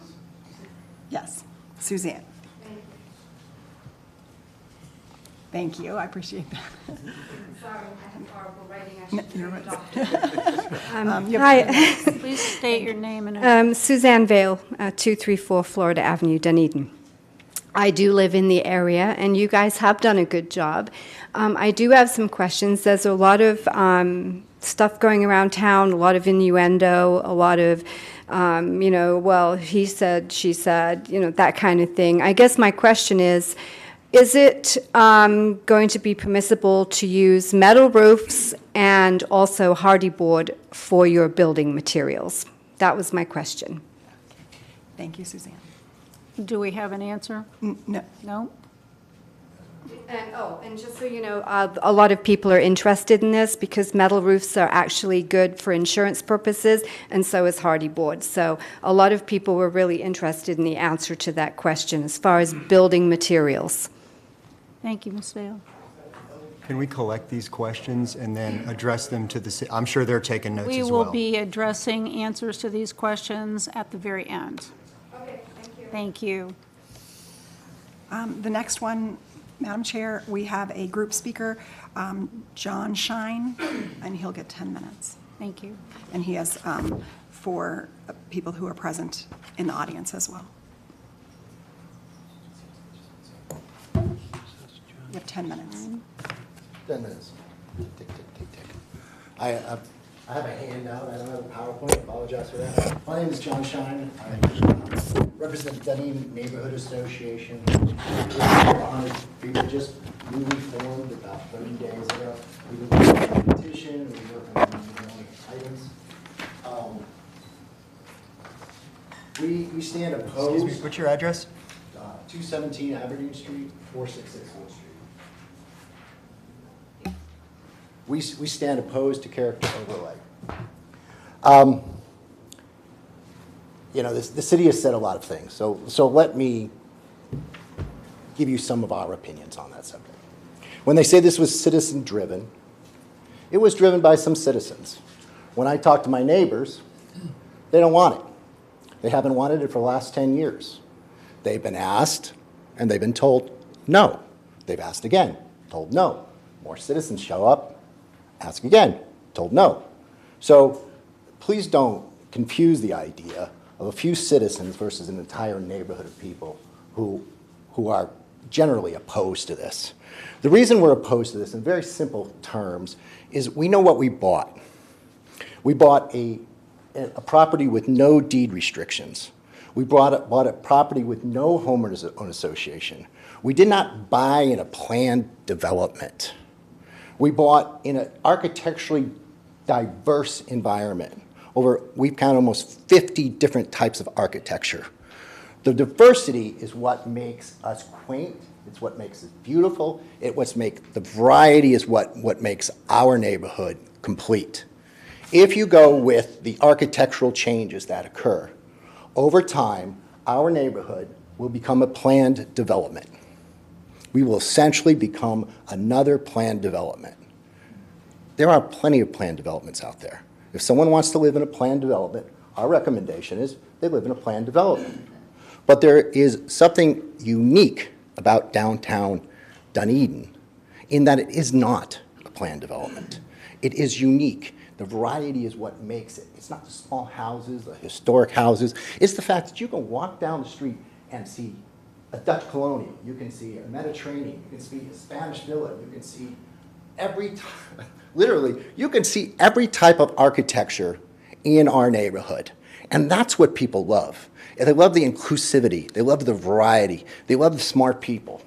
I want to give you some statistics, some real information, because I know that many of you are architects, engineers, builders, and business people. So when you hear a complaint or you see a symptom, you know it's not the core problem. It's not the root cause of the issue, right? So I want to give you some statistics, because there's a lot of confusion out there as to what's occurring. In our neighborhood, which is an older neighborhood, 89.5%, 1,222 homes were built before 1974. So almost 90% of the homes were built before 1974, which means they were built before any real zoning. Now, some were planned by builders and planned associated with that, but many of the homes are older. Some are historic, but almost every one of them, 90% of them, were built without zoning. So some houses sit right on the property line to the left, or right on the property line to the right, or right on the back, or right in the front. Or sometimes they sit like on circular streets in the corner of a pie-shaped lot. So it's not as cut and dry when you take a look at setbacks. When you're looking at a pie-shaped lot, when you're looking at a lot that starts at 45 feet and goes out to 80 feet, right? And so there's a lot of different architecture out there. We've heard the term McMansion, okay? And I want to touch on that because that keeps coming up. A McMansion, as many of you may know, is a mass-produced, large planned development. We don't have that, okay? Now, you may say, well, there's been some large houses built in our neighborhood. Let me give you the numbers, okay? 4 houses. 4 houses. You'd think the sky was falling. 4 houses since 2010 were built over 3,400 square feet. 2 of them were on Edgewater Drive, and 2 of them were on Scotland. 4 houses. The sky is not falling. The houses are not taking over the neighborhood. 4 houses. Of those 4 houses, the ratio of land to home was over 7-to-1. Where most of the houses in my neighborhood, the land to home ratio is in the about 4%. Yeah, it's in there, okay? Since 2017, okay, you're going to hear a lot of new houses, new houses. Since 2017, we have had 24 new houses built for that entire 5-year period. 24. Out of 1,356, we have 24 houses, okay? 8 of those, 4 in one development, 4 in the other development, right, did nothing, were infill development areas, right? So there was this extra lot of land or lots, and developer came in and built 4 houses here and 4 houses there. So there's really only 16 houses, 3.2 per year for the last 5 years that are new houses in our neighborhood. And I'm happy to share the data with you, but the data is very simple. You simply go to the public records. If you have the right tool, you look for year built, and you get your chart. It's that simple. So we're giving up all of these privileges, all of these entitlements that we paid for based on a specific parameter, right, of what we bought, because there's 3 houses going in every year. 3. So what does character overlay take away? You've heard what it gives us, but what does it take away? You know, there's a lot of openness associated with, oh, well, you can do this and you can do that. The reality is it's 6 buckets, it's 6 architectures, okay? That's it. Shall have 6 architectures, okay? That's all you have is 6. That's a very, very small number. If I opened a library with 6 books, I don't think you'd come to the library, and you'd be pretty unimpressed, okay? It creates an environment of selective enforcement, because this door might be okay for that architecture, kind of, sort of, but we don't really like that door with this architecture or that frame or that roof line or that type of roof. It creates an environment where the city is making subjective decisions and subjective allowances for specific architectures. Now, they'll tell you, hey, the zoning stays in place. Who cares about the zoning if you can't build your dream home? That's done, okay? This is not going to get any prettier. This is a big issue here, and I assure you that this organization and the rest of the neighborhood is not going to sit idly by. The second floor additional setbacks, now I don't know what you changed or if things changed, but the last time I read the statute, it was 5 feet from the property line in addition to the 7.5 feet. So let me do some math for you. 5 feet on a 50-foot house on both sides is 500 square feet. Houses in my neighborhood go for somewhere between $400 and $500, sometimes even $600 a square foot if you're lucky, right? If you take 500 square feet away from me, you take somewhere between $200,000 and $400,000 worth of value out of my home. You also take that away from the city when they go to tax me. So the 2% is an additional $4,000 to $8,000, doing math in my head, so give me a little space, of additional tax revenue for this city. We have estimates that the additional building entitlements, the architectural entitlements will cost somewhere between $250,000 and $300,000 per home. I don't know, you sat up here and you saw the diagram and the flow chart of how you simply get your entitlements and how you just push it right through. You guys have lived in Dunedin long enough to know this permit process isn't something you simply just click through buttons and drop it off one day and, I'll be back on Tuesday. That doesn't happen. And it's far more complicated when you're dealing with FEMA issues and architectural issues. That's just a 3-minute buzzer, is that right? Or it's half? No, that's your 10 minutes. Okay, Thank you, Mr. Shine. thank you. Actually, I have one question for him. Can I ask him a question? Not even the speaker a question. Not yet, Okay. not until the end. Am I gonna ask him to come back up when I want to ask him a question? It's up to the clerk. It's up to you. I'm just curious, when you reference your neighborhood, are you referring to neighborhood as in this whole overlay? We are reaching out and developing a neighborhood overlay. No, I know. When you Neighborhood reference neighborhood and you say 8 homes in my neighborhood, 4 over 3,400 square feet, that's in this That's in whole that district? entire overlay. Okay. So I have a That's all I zoning wanted to make tool sure. that allows me to pull each and every property ID and then do sorting and filtering associated with Thank that. you, I just Mr. want Shine. to, thank you. Thank you, guys. Thank you, Mr. Smith. Deborah Bushnell.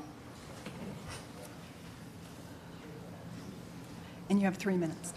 Okay. Deborah Bushnell, I live at 645 Loudon. And Mr. Sandbergen, I'm with you. If I was king of the world, Speak up, please. Speak into the mic, then. am I not? If I was king of the world, I would rezone. It just makes a lot of sense. But the legal realities are that there's case law out there that doesn't allow us to do it. So we're improvising, and this is the improvisation. I don't pretend to understand it, but I did want to say a little bit about the history of the area. I've lived in my home since the early 1980s, and at that time, I would describe that neighborhood as shabby. And I think the zoning, if I understand correctly, the zoning that we're dealing with now was put in place during that time. And I think the reality is that nobody knew what that area was going to become. They didn't know if it was going to become a planned development, if it was going to be condos, if it was going to, if the historic homes there were going to be renovated. Thankfully, they were renovated. People came in, renovated them beautifully, lovingly, carefully, and we all love that and want to preserve it. Whatever we can do to accomplish that is what we need to do here. And that's, I think that's what the community is saying, and that's what city staff is hearing and responding to. And it happened, or it began much earlier than 2017. That's Jennifer's frame of reference, but it began a long time ago. I've been hearing this for actually decades. I would say the 90s, I began hearing it. 80s. Maybe the 80s, yeah. So you have the same frame of reference I do. And I think this process is, it seems to me that it's a way to bring additional review and oversight to a community that needs to have some input into what's happening around them so that we can all be good citizens and good neighbors to one another. What's happening now is large buildings are going up next to us, and it's like, it feels like it's overnight. What happened? How did that happen? You know, I'm looking at a wall. I don't understand how that occurred. So it allows input into that process. And hopefully we get a better result. We get a better neighborhood, a better community. We're better neighbors to one another and more considerate of one another. I do have a question, and I see my time has run out. I did listen to Jennifer at the beginning regarding the effect that the overlay would have, or she mentioned that there would be some effect on multiple properties that are congregated to build perhaps condos, townhomes, something like that. I didn't hear anything mentioned by staff as to how the overlay would affect those projects. We will make sure that that is answered by the city manager. Great. At the end. Thank Thank you you. very much, Ms. Bushnell. Next, I have a Jeffrey Falk. Jeffrey, you have 3 minutes. Thank you. Jeffrey Falk, 236 Grove Circle South. Thank you for allowing me to speak. I was asked to speak by several of my neighbors and friends who all live in the affected overlay zoning area, mainly because my house is right next to a home that was built too big for the lot. The home is a 2-story lot. I used to have a garden on the side of my house. I had sun that came in. I can no longer have a garden on the side of my house because this home goes up. When I look out my window, at my bedroom window, I look into a wall. And this house has no front door because it's so big on this lot. They had to put the front door on the side of the house. And my fear is on the other side, this could have the same thing happen. And I mean, it could happen all over. Now, he was saying that, well, you know, 3 homes. We're worried about 3 homes. Well, no, we're not. We're worried about the future of Dunedin. This is one of the most important things that the commissioners can do at this point, I believe. Right after I've been to the past 3 public zoning meetings. Right after the last one, I got an unsolicited email from the Dunedin Neighborhood Association asking me to join because all the neighbors were very concerned about this, and we don't want to be told what we can and cannot do. Well, I think your rights end when they affect my rights. And if you read through all the information that the Dunedin Neighborhood Association presented on this email, it's like they didn't attend any of the meetings. They said that I'm going to lose $200,000. I'm not going to be able to do this. I'm not going to be able to do that. If my mother wants to come live with me, she can't because I won't be able to build an addition to my home. There's so many negative things that was in this that, I mean, I was at the last 2 meetings, and they have done a very good job of trying to get input from all of the neighbors, positive, negative, whatever it is, to make this a reality. And then right next to the Fenway, there's a big banner that they just put up that says, it's from the Save Our South Side. And it says that if we were to allow this to happen, that if I want to add an addition to my house, it's going to cost an additional $400,000, which is totally ridiculous. It's not true. But yet they're using this fear factor, and most of these are done by real estate people or builders to try to convince the neighbors that this is bad. Well, when I'm out in front of my house and the neighbors come by, and they come by on a regular basis, there's virtually none of them that say, wow, I wish someone would build a wall next to me. And I was told by someone, well, I guess you're going to save money on heating because all the shade you get. Well, it's once again, we're trying to maintain the character of Dunedin, and in my opinion, this is an extremely important thing to do, and I am hugely in favor of it along with my neighbors. Thank you, Thank Mr. you. Falk. And next, Madam, I have a group speaker, Paul Giannis. Madam Chair, if I may, I know that he wanted to plug in his flash drive. We have a secure network, closed network, and we can't allow that. Okay. Do you have anything in hard copy that we could copy for you to give to the? Sure. They will need to be preserved for the public record as well. I'm asking that you guys preserve. Very good. My public record. If you want to maybe take the next speaker while we get all this out, while it's ready. Paul Giannis. Do you need your number? You need your Paul Giannis, I think she says.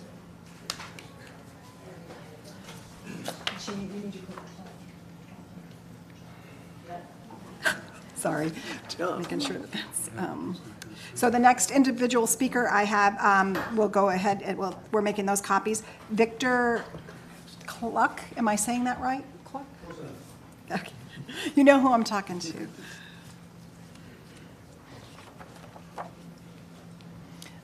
And Victor, you'll have 3 minutes. Thank you. My name is Victor Klook, and my wife and I live at 245 Garden Circle South, and we're very, very happy to live here. We have done a lot of research about your process in coming to this point and this decision point, and I want to single out your city manager. Is she here? There she is.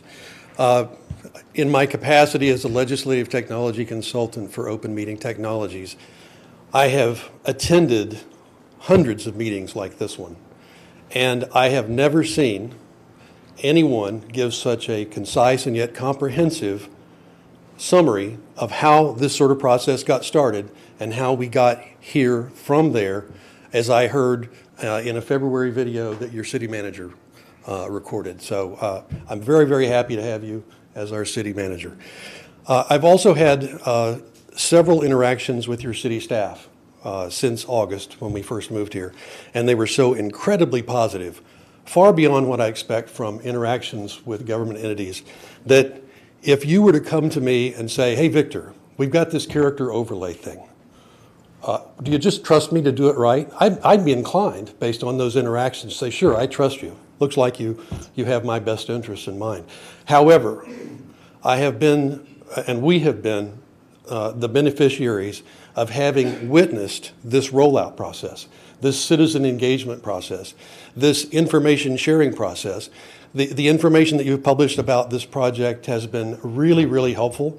Our neighbors are interacting with us on a daily basis about this process. So I don't have to trust that this is a good thing for us to do. I feel that it's in alignment with our values. And not only, this is for the elected members here in the city, if you vote for the character overlay, not only will I vote for you in your next election, but I'll volunteer to work on your campaigns. Thank you. Thank you very much, but none of us can run for those. We're volunteers. We're doing this out of the goodness of our heart. But thank you, Mr. Klook, for your comments. We really appreciate it. I have a Mike Thrasher that was a maybe. Do you choose? You're passing? Okay. I have another maybe. Thomas Hirth thought he might speak. Thomas, are you here? Okay. He's coming in. Oh, I'm sorry, Thomas. Did you want to speak? Yes. Okay. And you have 3 minutes. Hello, my name's Thomas Hirth, 538 Wilkie Street. There's been a lot of talk tonight about property rights, but to me, this overlay seems to be about restricting both your own property rights and your neighbors. One of the greatest issues, talked about a lot in this community, is about affordable housing, and this will definitely, be a negative in that regard. One of the most damning slides was the example for the daylight overlay for the MF15 zoning example. They showed a blocky square home, and then in the example of what the overlay would require, one with a severely restricted second story. That's almost 50% of the square footage off the second story. That could be potentially 2 additional housing units in this community that they're artificially restricting. There was talk at the beginning of this overlay process about voluntarily downzoning, and to me that's the exact opposite direction we should be going to. Dunedin's created a vibrant community that a lot of people want to live in. It's popular, and it's going to continue to be popular.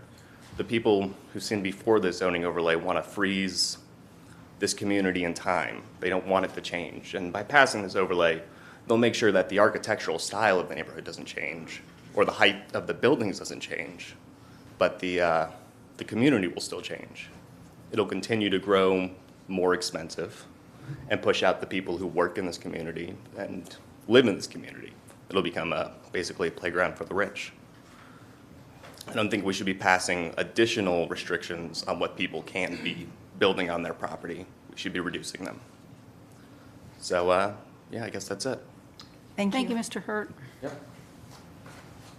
And now, Madam, I'll go with Paul Giannis with the group speak for 10 minutes. Good evening. Give me 1 minute, I'm sorry. Do you guys have the? Yes. Yes. And the map's going to be the most important part, guys. But it kind of is going to correlate with 103-31.34, the criteria. Be sure and speak into your microphone. Yes, I didn't even know we were started. Okay.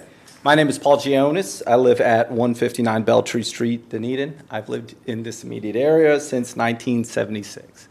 I have some other lots in the affected area. My law office is at 1299 Main Street, Dunedin, quite nearby here. I'm here tonight speaking on behalf of myself and as well as Save Our South Side. I requested additional time. There's technically two ordinances before you tonight, if you look at what has been created. One was for the implementation of a character overlay section to the zoning code, and the other is the adoption of this new zoning code. Being treated as one, but it's two. Each of these should have been noticed separately, and time for each of these should have been provided. I've only been given one opportunity to speak, and I'm just making a record that that is a violation of due process as it relates to this.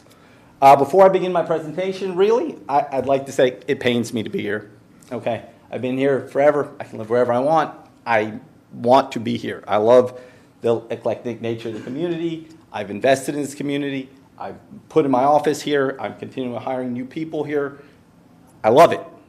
But I'm concerned that this ordinance that's being proposed today isn't ready. It's going way too far. And it definitely doesn't have any of the backup or analysis to move forward. And I'm asking you guys tonight to stop it, to slow it down, to listen to the neighbors and owners and take some baby steps as this moves forward. I've made multiple public records requests to the city. I've received some records. I haven't received confirmation that I've received everything I requested. So I want to make sure that all the records for this file, emails and communications with staff are produced to me from those records. I also need to preserve a due process issue with the way the city has noticed and is moving forward this evening.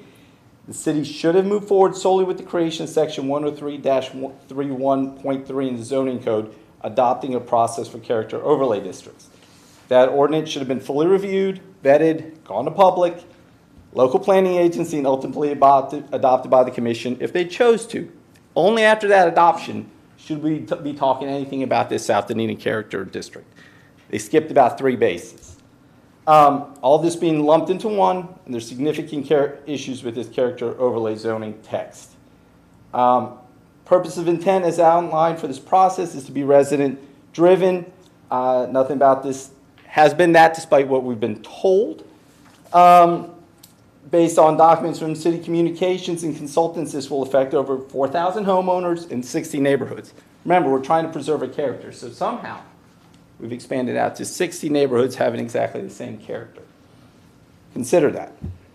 I also want to identify some other concerns I have about the character overlay ordinance criteria and procedure, and these are my biggest. It's missing key elements for the adoption of any new ordinance. First, there's no definition section. That's modifications of existing definitions in the zoning code. None of us know what the triggers are. None of us knows what redevelopment is.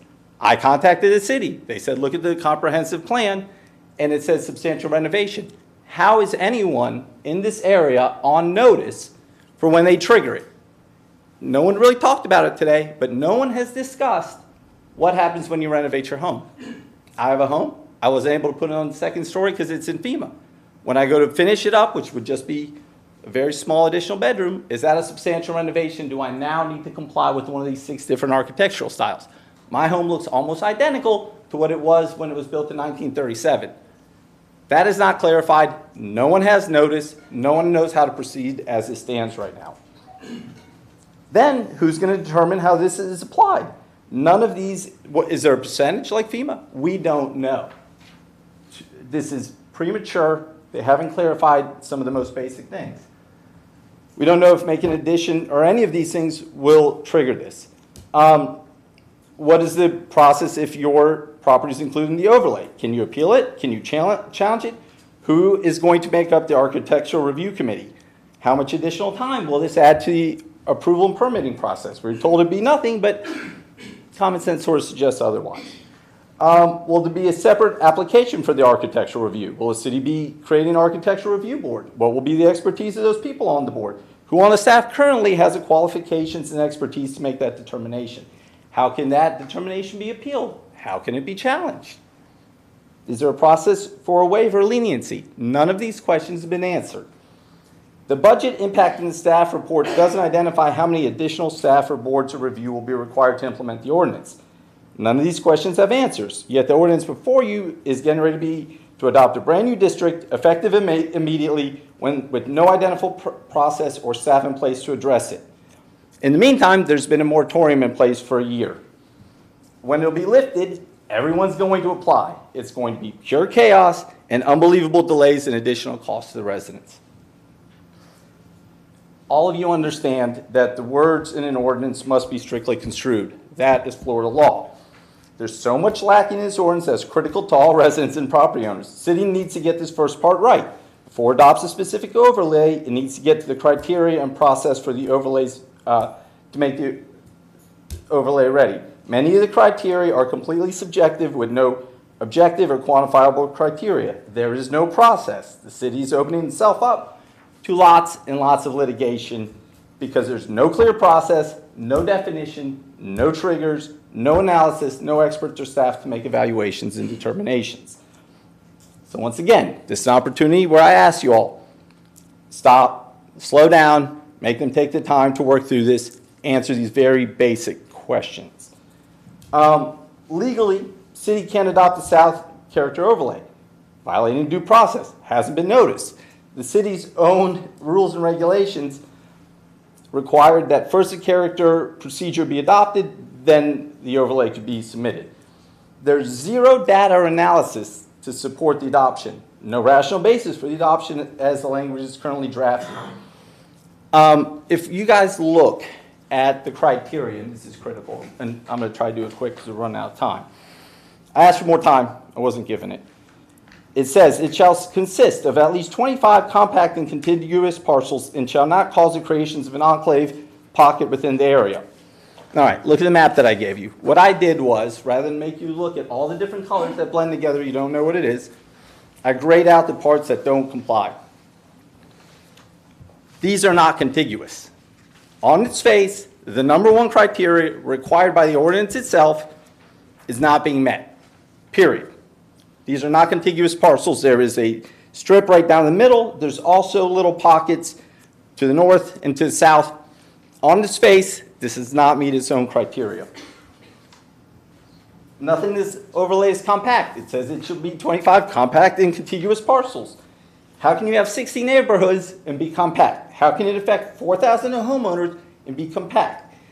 You know, in addition, you know, when you exclude all the properties that are 60, M7.5, M15, what remains is not contiguous and it creates the pockets.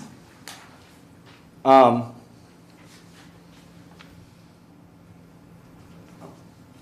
going to skip a few of those other ones, but it also has to satisfy additional criteria. It doesn't the staff never identified in their report which of the additional criteria was met. We don't think it can. There's no distinct architectural character present in this area, right? The Johnson Cooper Smith report from 2008 only identifies craftsmen and coastal vernacular. No mention of mid-century ranch or the three other architectural designs. Yet, we're all going to be limited to those going forward. How is that preserving character? It's creating a different character that already exists. Had this been 25 or 40 homes, like most character overlays are, fine, it would make sense. All of the additional design requirements will significantly increase timing, approval, and cost for all the homeowners. There's no data, there's no analysis, there's no expert reports, there's no budgeting for the impact of the individual homeowners for these additional costs. I can tell you, I sat down with half a dozen engineers, architects, contractors, and I can tell you that's where those figures came up. That's going to be another $200 more, $300 a square to have these architectural designs, redwood or cedar siding. or whatnot. You're not going to get these things at Home Depot. And there's no budget for what it's going to take to actually implement this with the city. Thank you, Mr. Gionis. All right, thanks. I don't know what happened. My mouth is very dry. Thank you all very much. You're welcome. And Madam Chair, I have one individual speaker left, Jonathan Engelhardt. He's not here? No. Okay. Only if you have a card with the That's clerk. my last card. That is She your wants last to card. pinch hit for him. Did you fill out a card? I didn't fill out a card. I got out of bed, I took off my bathrobe, and I came down here. You can Fill it out. My name's Megan Doherty, and I'm at 227 Broadway in Dunedin. And I wasn't planning on coming down to speak. I'm an individual, I'm not a group, and I have lived in Dunedin at this residence since 2011. I don't know where to write. I promise I'll do it, okay? If I may just a moment, I just want to show you my property. This is the blue bungalow, and this is the 6,000 square foot house that is being built right next to me that began building in 2019. And we're going to need you to somehow submit this photograph to the clerk so it's Sure, I can easily do that. So, you know, I came here a couple of weeks ago and I went over and I went to John Shine's get-together, and it's interesting how a group comes together, because that group that I attended, most of the people just wanted more information, what the city is now providing. So I walk the streets, we all walk the streets, and it seems like everybody has a strong opinion about what way the city should go. The organizations that have showed up here are both Shine and respectfully Gionis.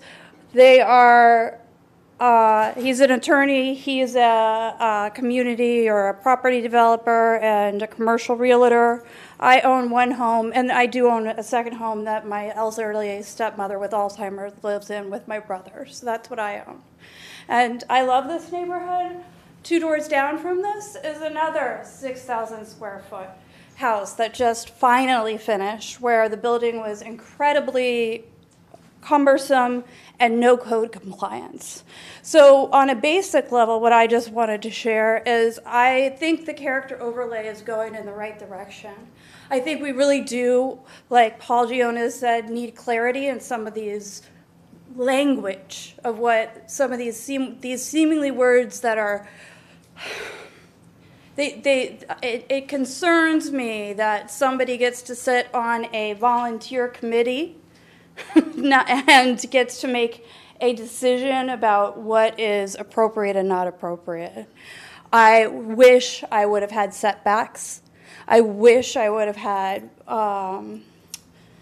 those planes, those solar planes next to me, because this is a brick building next to me. And if I seem emotional, it's emotional after 3 years. I come home to it every single day. And there have been contingencies, i.e. pandemic, labor shortages, etc. But for those of us who have just lived in the neighborhood, walked in the neighborhood, own one home, and don't have large financial interests in this outside of just staying in the community and living in a community that we love, most of the people I talk to are for some slowing of the building and the going towards the character overlay. So thank you. Thank you, Ms. Doherty. And that's the last card. And that is the last one. So at this point, public hearing is closed. I believe that we have some answers to questions that some of our speakers have requested. And if those that are involved in being able to answer those would come forward, please.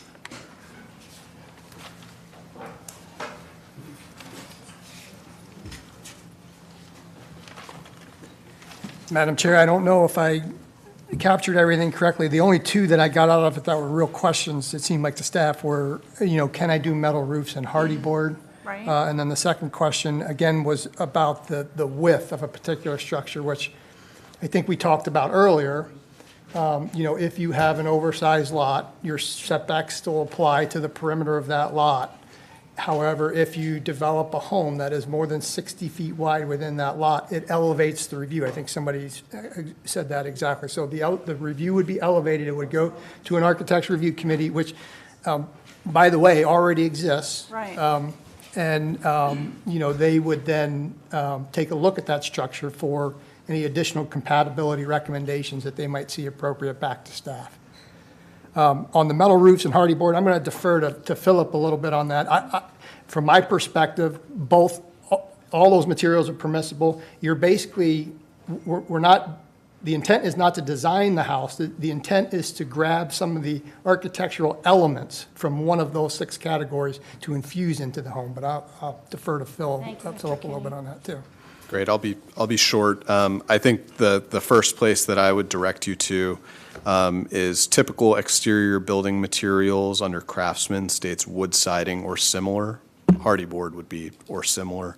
And then under typical roof shapes and materials, shingles or metallic roof is listed. So those would be an option there. And then there's a same under mid-century as well. The only other item that I had, George, was just clarifying that architectural review committee would also be allowed if you don't identify with a style. If you comply with the regulations, it's all administrative. If you choose not to comply with the regulations, then you have the option to go to an architectural review committee. So it's if you're outside the lines, so to speak, you can seek another opinion. Thank you for those clarifications. Is Suzanne Vale, did you get that answer then about the metal roof and all? Okay, perfect. You're welcome. Maybe an easier way to ask is, what materials are you not allowing or not recommend? You know what I mean? Like, what are you trying to not allow? And I know nothing because they can go to the architectural review. But what are you trying to eliminate, in a sense? Stucco, ephes, and I know it depends on the style of the home, but so some people don't think, I know. Right. So I'm just curious if there's something the city is looking to, not, cedar shake siding, whoa. Mm-hmm.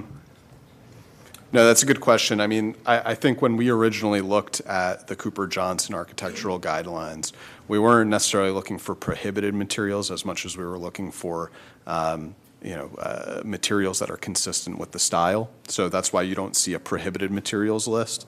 But I think ephes would be absolutely a type of building material that we wouldn't want to see. A lot of plastic building materials. We're looking for a lot of natural and consistent with the current architectural design in the neighborhood. Thank you. Are there any other questions of staff?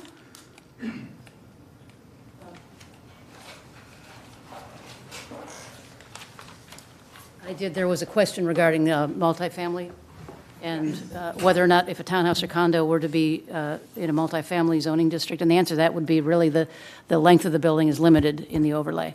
Anything over 60 feet would need to go to architectural review. It wouldn't necessarily prohibit the multifamily or the townhouse, but it would be subject to those compatibility requirements and go to the architectural review committee. Is that? Yeah, I'm sorry. That's what my response was intended to get. I didn't lay out the question very well, but that's where that came from. That's great. Any other questions? Madam Chair? Yes. We keep saying, send it to architectural review, but once again, architectural review has no ultimate decision-making authority. It still comes back to staff in most cases. That's correct. It would be a recommendation, and it's only going to, it would be, I don't see a lot of instances where we would be utilizing the architecture review committee. It's only going to be in those rare instances where you have a larger home than is normal. Yeah.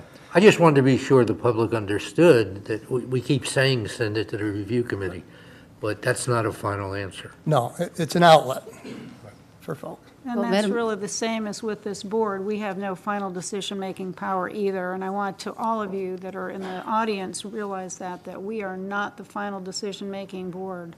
It's the commission. One other question. I kind of took a note. I believe it was John Shine that had mentioned something, and it kind of confused me a little bit. we have the 7.5-foot setback in one, but he mentioned something about, it was limiting the square footage that he would be able to build, or anyone be, he mentioned 5 foot and then adding, did you, anyone, and then a 7.5 feet, as if that would be even a further setback? I don't know if. I apologize, I didn't follow that. Okay. I mean, the 7.5 is the dimensional. Right, so we're not losing any square footage whatsoever on ground floor. Your building envelope is your building envelope as defined. You're by losing the- square footage once the daylight comes in. Potentially. Potentially, yes, of course. And so there's no, I'm just, there was a confusion with a 5 foot and a 7.5 foot as almost alluding to that being 12.5 foot setback, which. No. We won't go back and forth. No, I'm not. So I just was kind of, didn't know if you'd caught that or had any thoughts on that. Okay. George? I mean, nothing more than what I've mentioned. Mr. Shine also said buildings, residential buildings built in Dunedin, been built without zoning. When, and I know you've not been here for 30 years or 40 years like I have, but do we know when zoning ordinances were? In particular for the city of Dunedin, I don't know exactly when, but I know that growth management in the 1980s required zoning in land use in all cities. But I know our zoning predates that even by a long shot.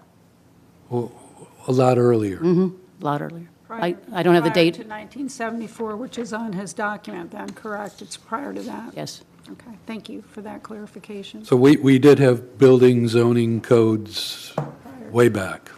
Yes.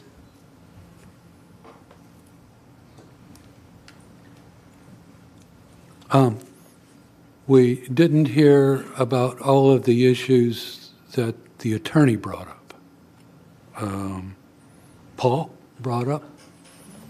Is there any of those issues that you can respond to? I don't think it's appropriate to get into a legal argument. Okay. with the All LPA. right. However, I will say that the city attorney's office has worked with planning and with Kimberly Horn, and we've approved the ordinance as to form, like we do with all ordinances.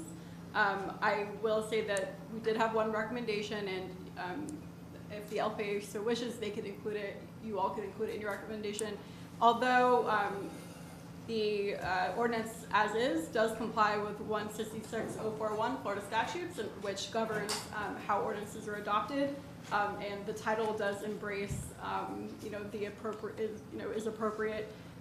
We did have a recommendation that the ordinance be split into two ordinances, with section 2 of the current ordinance being one ordinance, which is the laying out the framework of creation of an overlay district, and the second ordinance being the creation of the South Dunedin Character Overlay District. However, it could move forward under the statute how it is, but that was our recommendation to the city, and my recommendation to you tonight.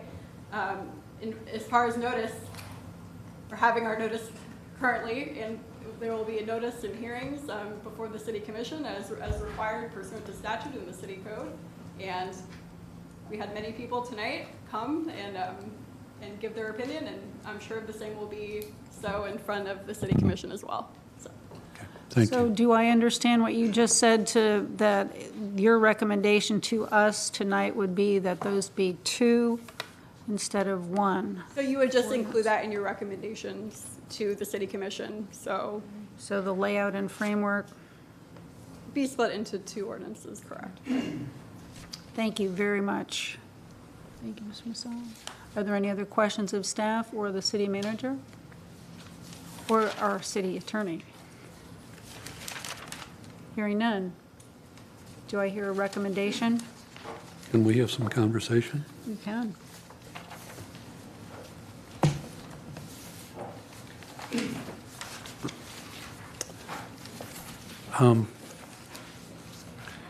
I want to start off by referencing Exhibit B, which was the history section of the basic review of how we've gotten here, okay? And Access The- was denied. Did you have access denied? Were you able to see it? it came on a separate attachment, okay? So I do have it. Of course, you know, this thing goes back to the 80s, the history. And of course, I have been involved with this back into the 80s, so I'm aware of how this all was written, and it all is true because I lived through it, okay? So we did do all these things, and we did have some pretty major, I would say, easing of the ordinances or codes to help promote our downtown, okay? Now, that was back when the train came through, and there were, you know, the first new building restaurant in here was the Frog Pond, which was a long time ago. So I'm talking, so we did everything that we could to get interest here in Dunedin. And yes, some of those things were a little bit lax. So, you know, we started with this whole visioning issue here in 2017, and I think you all did a great job with it. I mean, this is something, this character overlay didn't happen overnight. I mean, we've been talking about this thing. We've had a lot of people at public meetings and hearings, and it's still going on. So, my compliments to the city for dealing with that. The second thing I want to talk about is the ordinance itself. And the very first paragraph in this ordinance has a very large, major impact to Objective 2.9, okay? And I don't know how familiar with the public is about this, but this is all about compatibility. And this compatibility issue has been a major issue for us to resolve from years back, okay? And the way this first paragraph in here, I'll only say I mean, I think it's great, but John Hubbard, a prior city attorney here, would be smiling after reading that paragraph. So a great lead-in on the ordinance, a good job. The second thing on the ordinance that I was very impressed with was Section 103-31-3.1, which is the purpose of the character overlay, okay? And again, you know, that whole paragraph is really only 2 sentences, okay? And that last part, and I'm not going to read it, but the last part covers it. I mean, and most important part here is that we're respecting the property rights of all of the individual property owners, okay?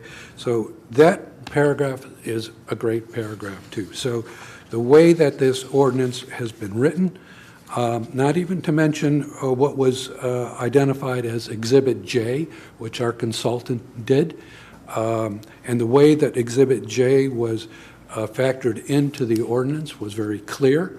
So my compliments to city staff and our consultant for the way that the ordinance was put together to, you know, cover all of these 3 issues that I just brought up, especially Exhibit J, which was a little confusing at first, but when you take a little time to understand what we're trying to do, I think it's great. So thank you very much. Are any other members interested in sharing their feelings and thoughts?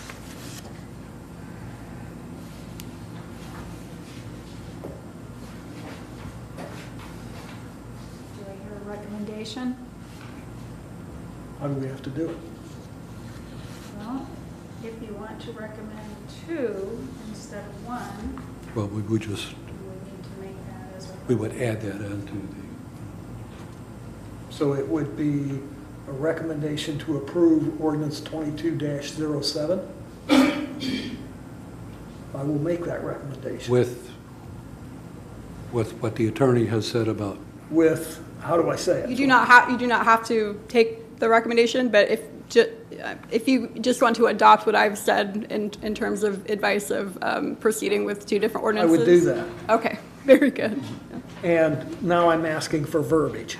I know I think that's. ordinance I 22. think you got it. I think Yeah, I got it? that's Okay, sufficient. 2207. Yes, it's just a recommendation, yes. Okay. I'll second it.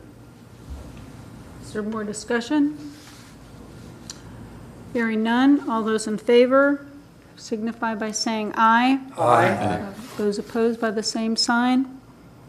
And the recommendation is carried unanimously. I only have one more thing to say. For those remaining in the audience, that there are two more public hearings, and those were identified on the slides during this presentation tonight.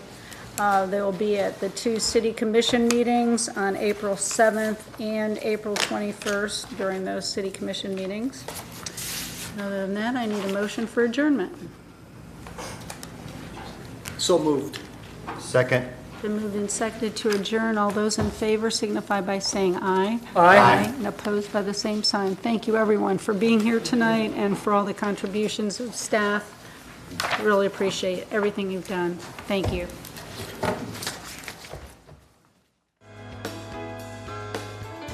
Thank you for watching this City of Dunedin government meeting.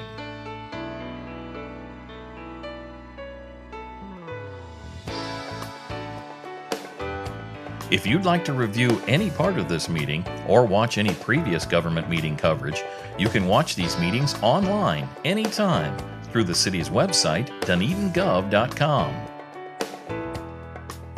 Stay connected with everything Dunedin. Follow the city on this channel and on the city's Facebook page, through Twitter, and on the city's YouTube channel. Thanks again for watching this Dunedin television production.